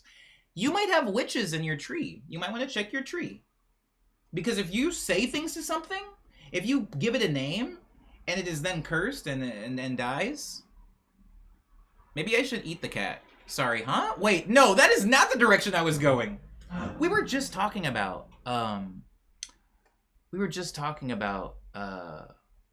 Azalea Banks in the Discord, I think. Was that my Discord or was that my dream? Maybe I should eat the cat. Stupid cat does nothing all day. It is it's a solid take. It's a solid take. If something is lazy, we should consume it. We should turn it into fuel. Radical Jam says, dude, if my ancestors were vampires, that'd be so lit. If your ancestors were vampires, they would still be around somewhere, right? One hope. One hope. Aang was talking about Azalea. Word. Dude, if my ancestors were vampires, they would still be around, I guess. They would still be around. And they would have British accents and, they drink of the blood, but only from cows or something. That's how Twilight works, right? Meghan Markle. Sorry. What's the name of the actor that is in What's the name of the actor in the movie? My forefathers are white vampires. What's the name of that movie? No. Forefathers? My genealogy? Twilight? No, guys, it's new. It like just came out it came out last year. Do you guys really not know the movie I'm talking about? Where it's like a brown girl and she does like, she looks up her genealogy and all of her ancestors are white and she goes to visit them. And then the neighbor is like, I want to marry you. And she's like, no, please, I don't want to be married to you. And he's like, you gotta marry me. Like, I'm cool with your family. We're all white and we're all vampires. We're gonna suck your blood next. And she's like, no, please, let me out of here. Let me out of here, please. You don't remember that? Wait, what? Says Burgley Kiss? Y'all, come on. Addie says, Addie, what's the name of the movie? Actually, on second thought, that might be really worrisome. If my ancestors are vampires and still alive, they might have some really backwards views, and I don't want to deal with it during Thanksgiving. That's hard. My ancestors are vampires, but boy, do they not like critical race theory. Seriously, what's the name of that movie, though? I took genealogy test and found my ancestors were vampires. New anime sounds legit. Oh, you guys, god dang it. I have to go, but take care. Meliodas, thank you so much for being here. I'm sorry to have wasted any of your time. The Invitation, it's called The Invitation. Thank you, Addie. Honestly, for me to you, thank you, Addie. I was drowning. It's called The Invitation. It's about a city-slicking brown girl who finds out that her ancestors are like, I think they might be incestuous vampires or something, and she goes to visit them, and they're like, oh, please, you must stay for the wedding. And she's like, what wedding? Who's getting married? wait, who's getting married? And they're like, yo, for lunch or something like that. And they suck her blood. She tries to escape. And then some freaking people see her like in the suburbs. They're like, we found your lady. We found your lady. Come pick her up in the gutter. We drop her off. Dark one, that. Anyways, it looked like a great movie. Please go see it. I'm not gonna. So you need to see it to confirm to me that it is indeed good. Watch Castlevania on Netflix. Castlevania is pretty good. Castlevania is pretty good. I have no complaints. There were some characters I wanted to see more of and more from, but that's a weird complaint to have, so it's invalid. Tari says, it has a guy from Disney Descendants in it. That's hard. That makes sense. That makes sense. I forgot about that one weird movie where the guy gets imprisoned and turns into a walrus, and it's so gross. I'm sorry. I'm sorry. I don't.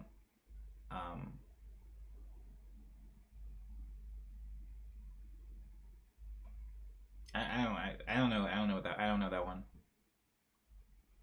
I don't know that one. Did you just call me Tar? Says Tay. Did I? Maybe it's because I was thinking of movies. Have you guys seen that movie Tar? I don't know what movie you're talking about. I don't know the Walrus Prisoner one. The girl in the movie is Natalie Emanuel, by the way. Thank you, Addie. By the way, confirmed another light skin, not Meghan Markle. Dang, how many light skins we got? Joking, of course. Addie, you should have seen me when I was Seattle. They're not in here. The Seattleites aren't here, but, you know.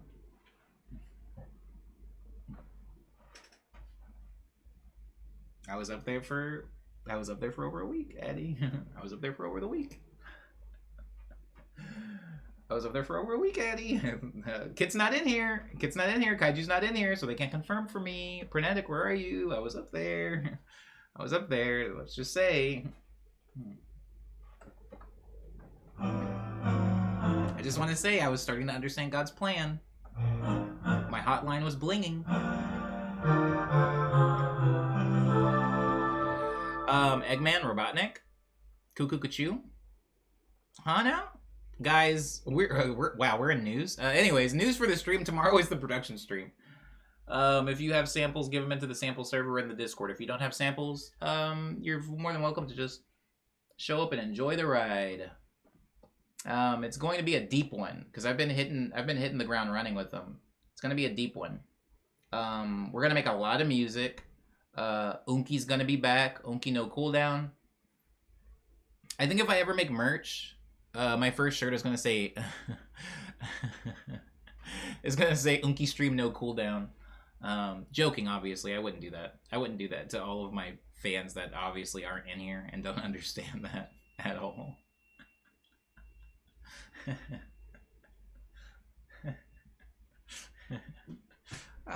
Oh, my brain. I can feel it. I can feel it leaving me. I can feel my brain leaving me. God dang it. News. Production tomorrow, Friday stream. News. Production tomorrow, Friday stream. News. Album on the way, should arrive next month. News. Working on live show, no news yet. No news. That's all the news for today. Justin Long did a really evolve for the Comedies Accepted Days. From the Comedies Accepted Days? Oh, I haven't seen Tusk. Oh, that's the movie you guys are talking about, the Walrus movie. Justin Long is, I don't want to use the word underrated, but I will say I got him all wrong. I thought that Justin Long was something, and then he started acting in, like, way more ambitious films, and I was like, oh, never mind. Same thing with Twilight Man. What's his name? Edward Westwick. Same thing with Edward Westwick. Like, I didn't see Twilight, but I was like, screw him. But then I saw Harry Potter, and he was Cedric Diggory, and I was like, screw him. I hate Cedric Diggory. Ugh. Terrible character. I don't want to say anything. I don't want to spoil anything for all the people that are just waiting to read the Harry Potter books, but Cedric got his. You know what I'm saying? He got his in the end. I've never laughed harder reading the page of a book. Robert Pattinson. Yes, that's close. What did I say? Takes a lot to put a horror walrus suit and play it straight.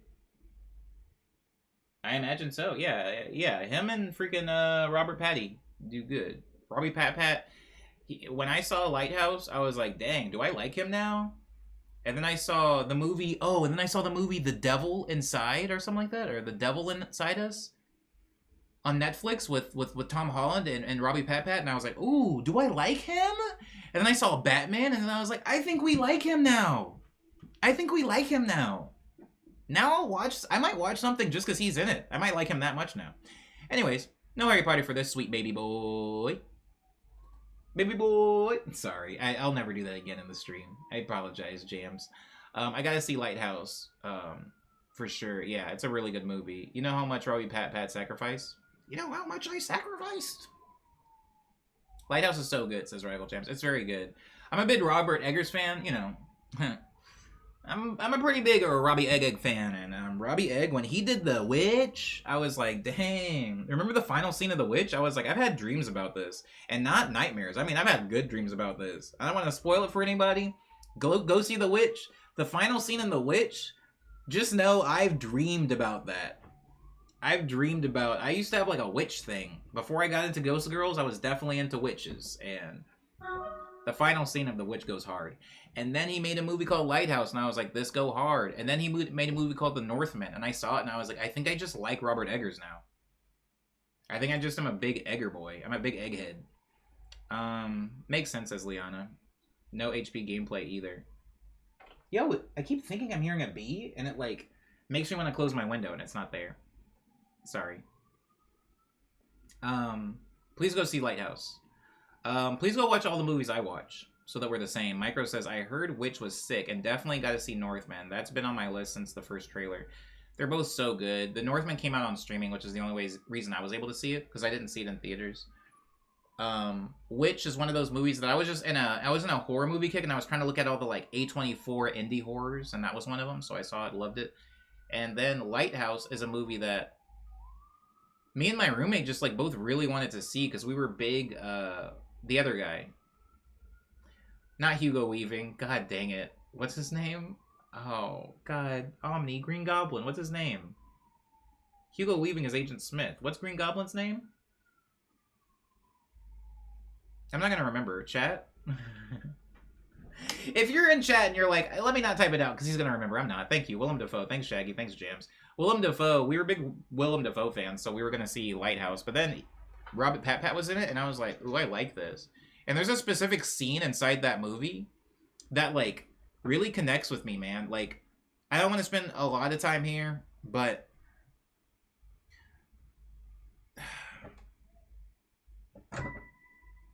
you know when you go into a museum and they say, no pictures, no pictures. And I'm like, this whole place is full of pictures. Chill. You know when you go into a museum and you're looking at all this stuff and you encounter a piece of art that isn't like a clear idea. It's not a clear idea, you know? It's not like, girl grab apple man, naked man buy apple, God says, get out of my front yard. It's not like a clear, like, oh, Garden of Eden painting. You just look at it, and it's not really clear what you're looking at, but you feel connected to it. You're just like, I feel the way this looks. Hey, what's up, Psychedelic Sushi? Oh my god, another psychedelic. Thank you for being here. The plants love you too. Welcome. Booba and Nobu specifically say hello. Like abstract? Maybe abstract, Radical James, but it doesn't have to be. Not exclusively abstract. You just see something, and you don't know exactly what you're looking at, and you don't know what the intent was behind it, but you feel drawn to it. You're just like, that's something I like, and I don't even know why. I don't like, what is this? It's almost like when you eat a meal, and you don't really know what's in it, but you're like, that's good. I don't know what that flavor is. What is that? Is that nutmeg? Is that nutmeg? Is that nutmeg? And I'm like, Omni, stop asking. There's never been nutmeg in this chow mein. Why do you keep asking that? It's MSG. Anyways, like, you know when you have that, where you really like something, and you're not sure why, but it just connects with you? A lot of people are very forgiving about that when it is paintings, but they're less forgiving about that when it comes to books, or when it comes to songs, when it comes to movies, right? Like, you can read a poem, and that poem can be very, very abstract. It can be abstract, as Jam said, or it could just be very verbose. It can be very esoteric and referential, or whatever. But maybe it just connects with you. Maybe the way the words are strung together, the voice, the identity behind it, it grabs you. Even though you're not exactly sure what the direct message is, you feel like you've been connected with. I feel like people have that for paintings. People are completely okay doing that for paintings, and maybe even poetry, maybe. But when it comes to movies, people are like, no, who's the bad guy? Who's the good guy? What was the point? What was the intention? What was the plot? Like, people get really, really specific about what was supposed to have been translated to them, what was supposed to have been communicated. But a lot of times when I'm looking at movies nowadays, I'll look at something like a Robert Eggers film like Lighthouse or like Witch or like Northman, and some of these movies can get really like opaque in their message, where it's just like, I'm not exactly sure what that meant or what that scene was for, but oh well, I'm sure it mattered. The director put it in for a reason. The writer put it in for a reason. But there are sometimes, guys, where I'm looking at a movie or I'm listening to a song and it hits me and I don't know why. Is it the chords? The song's in Korean. It's definitely not the lyrics. I don't know what the heck they're saying.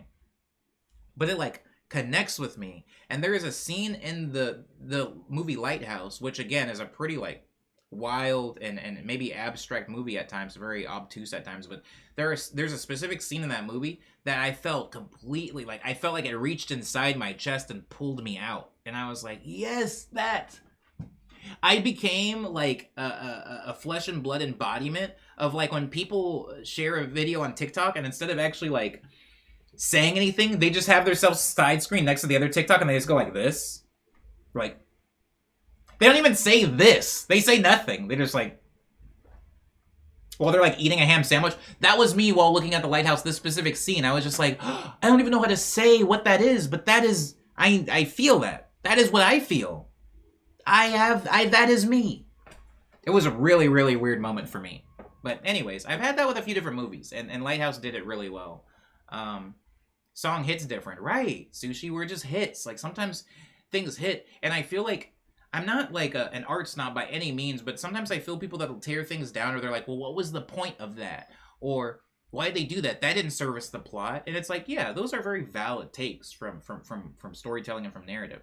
But sometimes things are supposed to get you in here, and they're not necessarily supposed to deliver exposition, right? Like, how many movies have we seen where there's a voiceover in the beginning that's like, once upon a time, there was a gremlin, and he was allergic to chocolate, but he lived in a Hershey castle. Like, how many times have we seen that where it's like, okay, you have to tell me what the story's about so that I'm not confused. This is the fast way to deliver exposition. But sometimes in movies and poetry and comic books and songs and video games, sometimes there's just a thing that's there that doesn't have a functional piece. It's like, think about like a Spartan living room. Think about so many like brick buildings. It's like, oh, these are all functional bricks. A flying buttress, while beautiful, still serves a purpose. It's supposed to like helps make the building more sturdy. It's like it's foundation. But sometimes you'll see something on a building that is akin to when they had the big naked lady on the front of the ship, you know, freaking spread eagle. It's like, that's not helping the ship sail better. But look at the boobies, you know, look at the boobies out there. Soaked in ocean water. Radical Jam says, every time I hear somebody mention people who are overcritical, I immediately think of We Didn't Come Here to Rock by AJJ. Send this to me. Send it to me. Addie says, I like when artists take a step further than just, it's better for the audience to be confused than bored. Yeah, I don't know. I'm into that. How do you know it doesn't make the ship sail better, says Jellystar.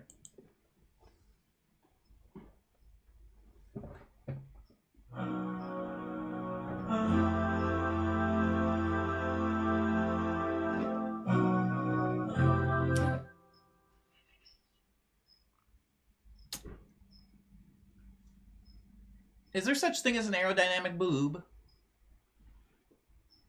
Is there such thing as a boob that like helps with drag? Helps with drag like air. Jesus Christ! We gotta get to the song. Recommend a tune. I've got a song to share with you. 3 reasons to recommend a tune. Recommend.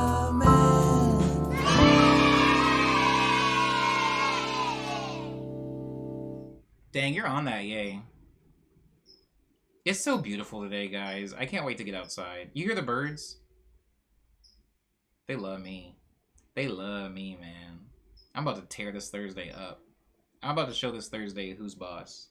But then I'm going to give it a raise and be like, man, I see the work you're putting in out there, and I appreciate you. Sorry, the reason I'm stalling is because I'm adding the song for today to the playlist, because I thought I did, but I just checked during the break-in. It wasn't added. It wasn't added, so I'm doing it really quick. You want to go to a party tonight? It's supposed to be the jam. It's supposed to be really nice. Dang, do I want to add that song instead? Uh-huh. Dang, I should have added that song. Can I change it last minute?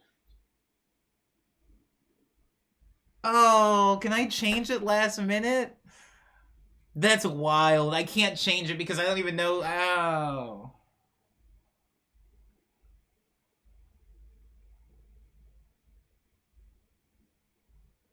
Oh my god. Oh, I want to change it. This is weird. This has never happened before. I just started humming that song and now I want it to be the other song. This is the problem that I was running into yesterday. So this is an entire album. Thank you, Liana. This is an entire album. Hey, what's up, Simulation Cat? It's pouring and raining in New York City, and I flew back to Iowa this morning after the blizzard, so I'm jealous. Oh, of the sun? Here comes the sun, simulation. Here comes the sun. I hope you get sunshine soon. I really do. I really do hope you get this. I hope you get sunshine soon. Basically, oh man. Sorry, I'm like...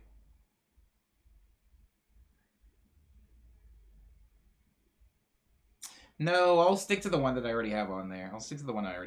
Sorry, guys. There's an entire album, and it's full of just gems, and I was trying to pick one song off of this album to recommend, and it was taking me a really long time to narrow it down. So the song that's recommended today is It's My Birthday by Wallpaper off of the album Doo Doo Face. And god dang, where do I even begin, guys? Where do I even begin? So yesterday we had a song by a band called Facing New York, and the name of the song was Hardwood Floors. And I told you that the singer of the band, Eric Fredrickson, after the band broke up, started a solo project called Wallpaper and changed his name, like came up with like a persona called Ricky Reed. Where he went from kind of, you guys, if you heard yesterday's song, very cool, honest, raw, like speak talking, indie rock with like math rock foundation in it. This is very different. It's kind of like night and day. He's doing a lot the opposite of Facing New York, and god dang, man. God dang. I would love to just do an entire stream where we break down this album. That's how dumb good this album is. That's how like insanely important this album is. And this one song is not doing it justice. If you listen to this song, thank you, but just know that like it's just a crumb of the amazingness that is this album. And I'm getting to it. The 3 reasons why I want you guys to listen to It's My Birthday by Wallpaper off of the album Doo Doo Face is, number one, it is using hard auto-tune. So when we talk about auto-tune today, no, let me just do a quick revisionist history of auto-tune. A lot of people think that auto-tune is a thing that like T-Pain invented or something, or they think auto-tune is like, oh yeah, auto-tune, like that one time in the early 2000s when everybody was using it. And it's like, okay, I totally understand that. However, you killed auto-tune, says Ultraviolet. I tried in that interview. I was given no choice. But auto-tune, don't think of auto-tune as a thing that you put on your voice that makes it so that you're always in tune. Okay? Don't think about it that way. Because auto-tune is way older than T-Pain. Auto-tune has been in the mix for a very, very long time, guys. If you listen to any pop music, you've been listening to auto-tune. If you were listening to any scene music, you were listening to auto-tune. If you were listening to Fall Out Boy, you were listening to auto-tune. The issue is, what auto-tune does is it just does pitch correction. You know, when we sing, even if we're an amazing singer, even if we're Whitney Houston, even if we're Mariah Carey, even if we're Ariana Grande, you're still actually going to be slightly out of pitch because we're not robots, we're people. You're going to be a little bit sharp, you're going to be a little bit flat by a certain amount of cents, you know. And cents is like a measurement of pitch, you know. You're going to be just a little bit off.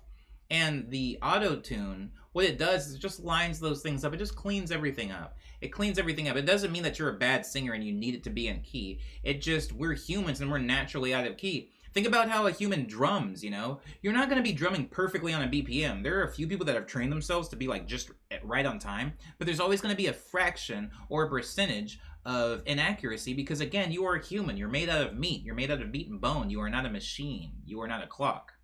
So, I say that to say that autotune has been a thing all the time. Now, what, you know, happened in that time, the Black Eyed Peas era, the LMFAO time, is people were taking autotune and they were turning it up harshly. So if you take autotune, you actually turn it up harshly to a key, it won't even allow you to sing off key. It'll correct you so harshly and so abruptly that you'll always be in key. It's like a magic fix. But as you guys, I'm sure, are very aware of, because you've heard a lot of these artists like T-Pain, the byproduct of having a hard autotune or a harsh autotune that keeps you in key strictly and you aren't even allowed to leave, you know, 2 cents out of a pitch, is that your voice will end up losing a lot of its human timbre, you know, the texture that makes you a human voice. It takes all of that and it flattens it out. There's no dynamics in the human voice, which is what that sound was that a lot of people were referring to simply as autotune.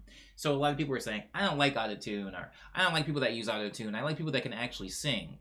What they were actually saying is, I don't like when people turn autotune up to harsh, 100% correction, as opposed to just simply using autotune, which, as I already explained to you, even Ariana Grande is using autotune.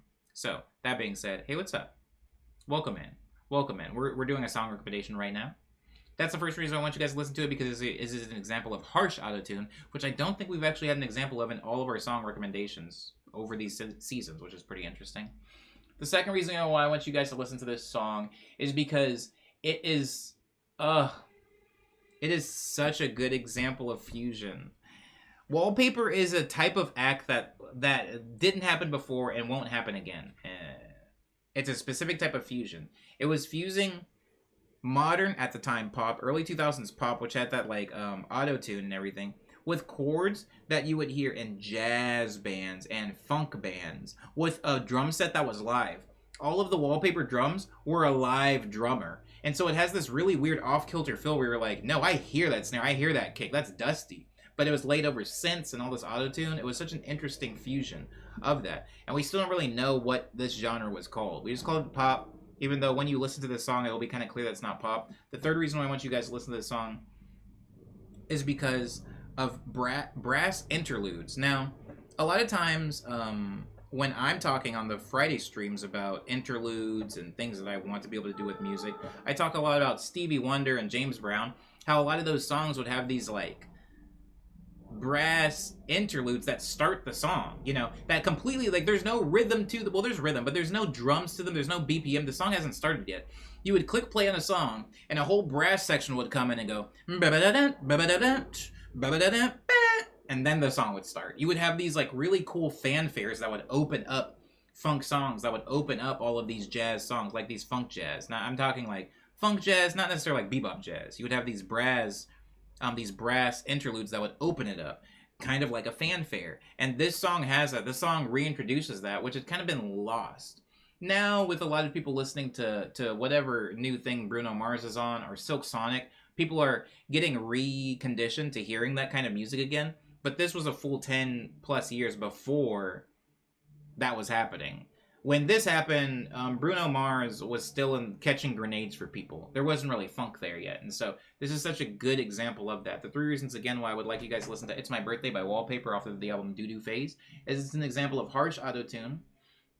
It's also an example of really cool fusion, a specific type of fusion that, again, I don't really have a name for, but it was melding a lot of like modern pop music with old funk music, with even math rock, which is what this guy was from. He was from a math rock band. And the third reason why I want you guys to listen to it is because it has a really good brass fanfare that opens up the track, which is something that we don't really see in modern music anymore. So it's kind of a callback to a yesteryear of music.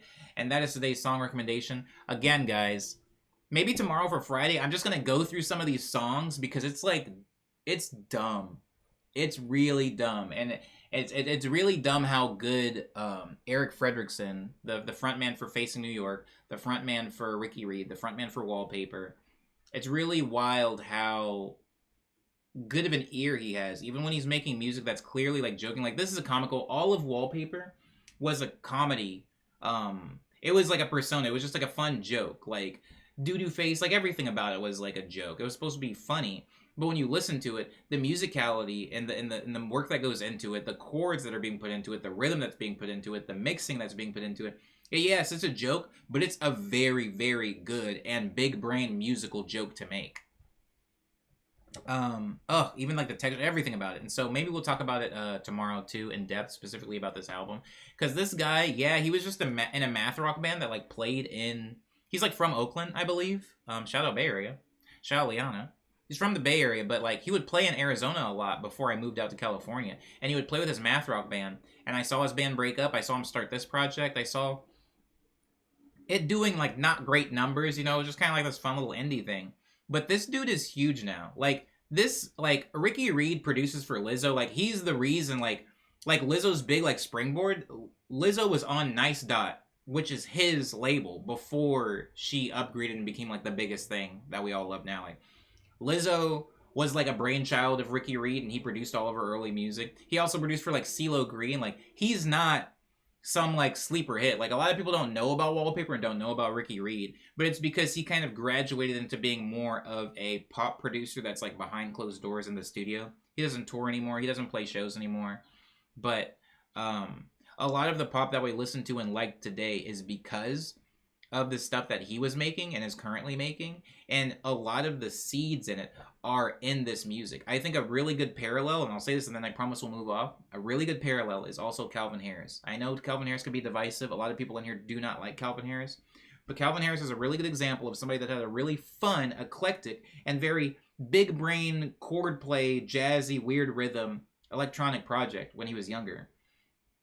Then he understood pop production and started making music that was still good, but kind of watered down to a larger audience. Like if you hear a Calvin Harris song today, it's not going to be that funky and weird, but if you go back to early Calvin Harris music, you can hear the seed of like, oh yeah, he's really good at making songs. He knows exactly what he's doing. He's just tailoring it to a larger audience. And that is a good example for Ricky Reed. Like Ricky Reed, this is before he had to tailor to a larger audience, and it was a little bit more fun and eclectic and strange, like open to be weird. Anyways, this is like a flashback. This is like a dream. I remember when Ready for the Weekend dropped, Liana.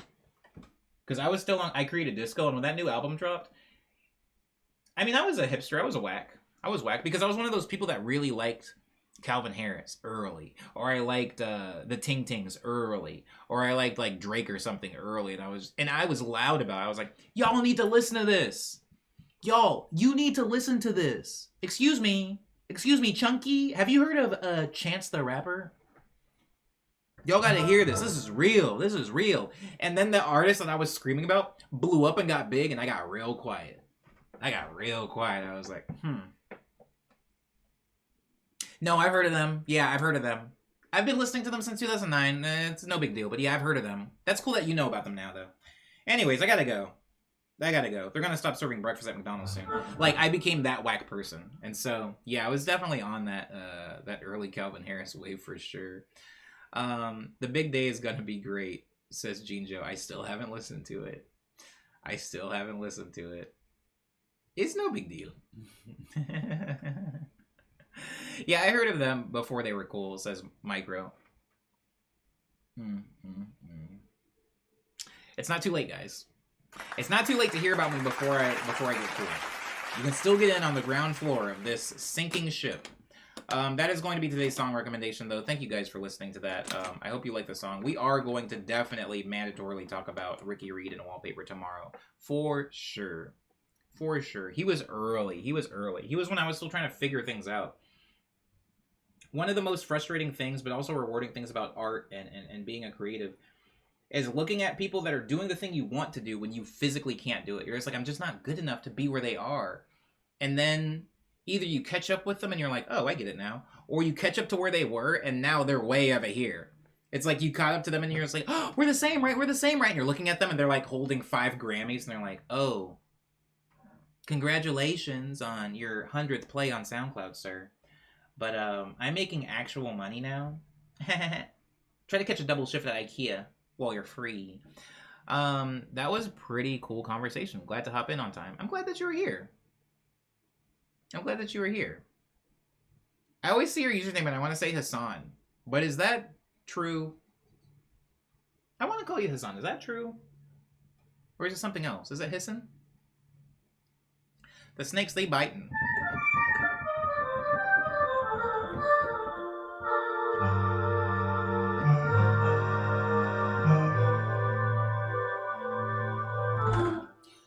It's Thursday, and that's an auto soups raid for sure. It is Hassan. Remember me from Facebook live streams way back? I'm gonna be real with you. I don't even remember streaming on Facebook. I'm joking. I remember Facebook streams. They were you know, I do and I don't. I remember doing it, but I don't really remember doing it. You know what I mean, Hassan? Like, I remember being on Facebook. My Facebook got hacked and deleted.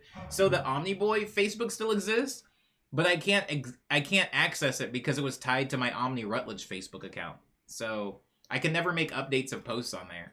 It's just like a dead page. So I imagine there's a world and somebody that only knew about me through Facebook that goes back to my page and they're just like, dang, this fool really fell off. I miss him. I hope he comes back one day. I wonder if he has any new music. And I'm just like, dang, I hope one day they can Google me or check any other platform because I'm definitely not there.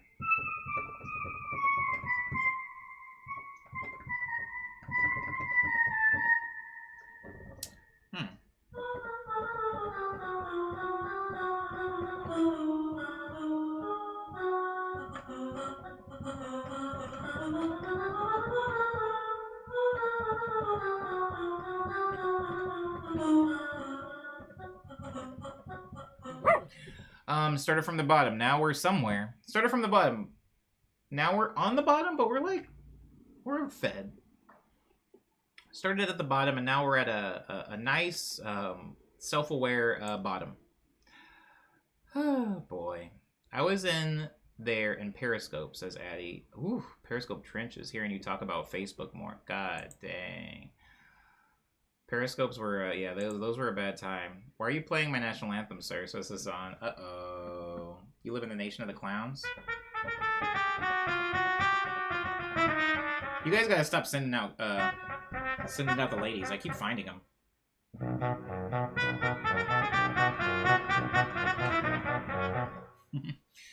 Radical Jam says, started from the bottom and somehow I got lower. Someone help me. It's dark down here. Started at the bottom and now we're subterranean, baby. Now we're in the subway, hot mama. It's Thursday. That's cookie day. Today I get cookies. I get cookies from Cairns. And I'm quite happy about it. Play us out.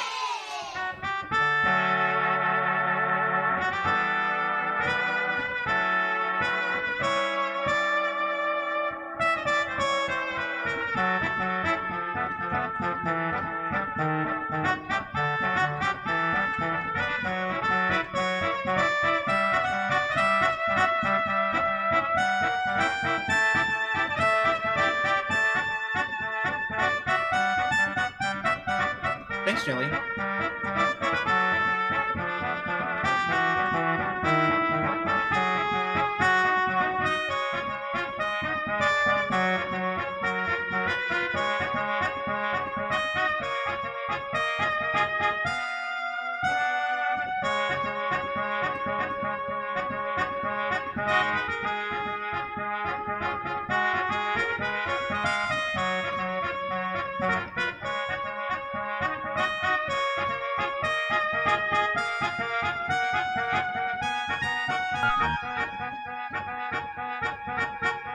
Oh, what's up, Gertrude?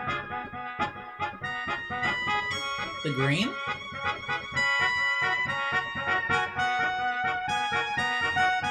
The green what? The green Gertrude?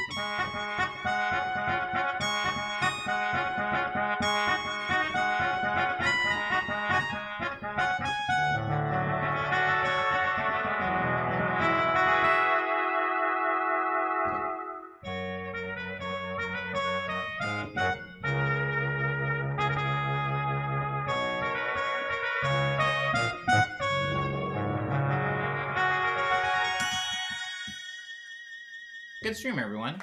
Hope you all have a good one. Thank you. Thank you. I meant Soups! Wait, is Soups not on? Thanks, Bell Pepper. We did it. We did it. We did something. We did it. I meant Soups. It's my fault. It's my fault. Because Soups' name is the new Soups. And I always say Soups. And there's two people that are in the same community with similar names. I'm so sorry, Leon. That was my fault. That was my fault. Is Soups even live? Is Soups even live?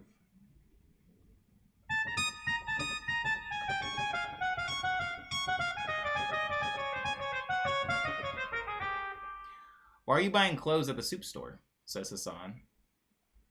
I gotta go get some clothes. Thank you, Liana. Thank you. And thank you, everybody, for being here. I appreciate you all.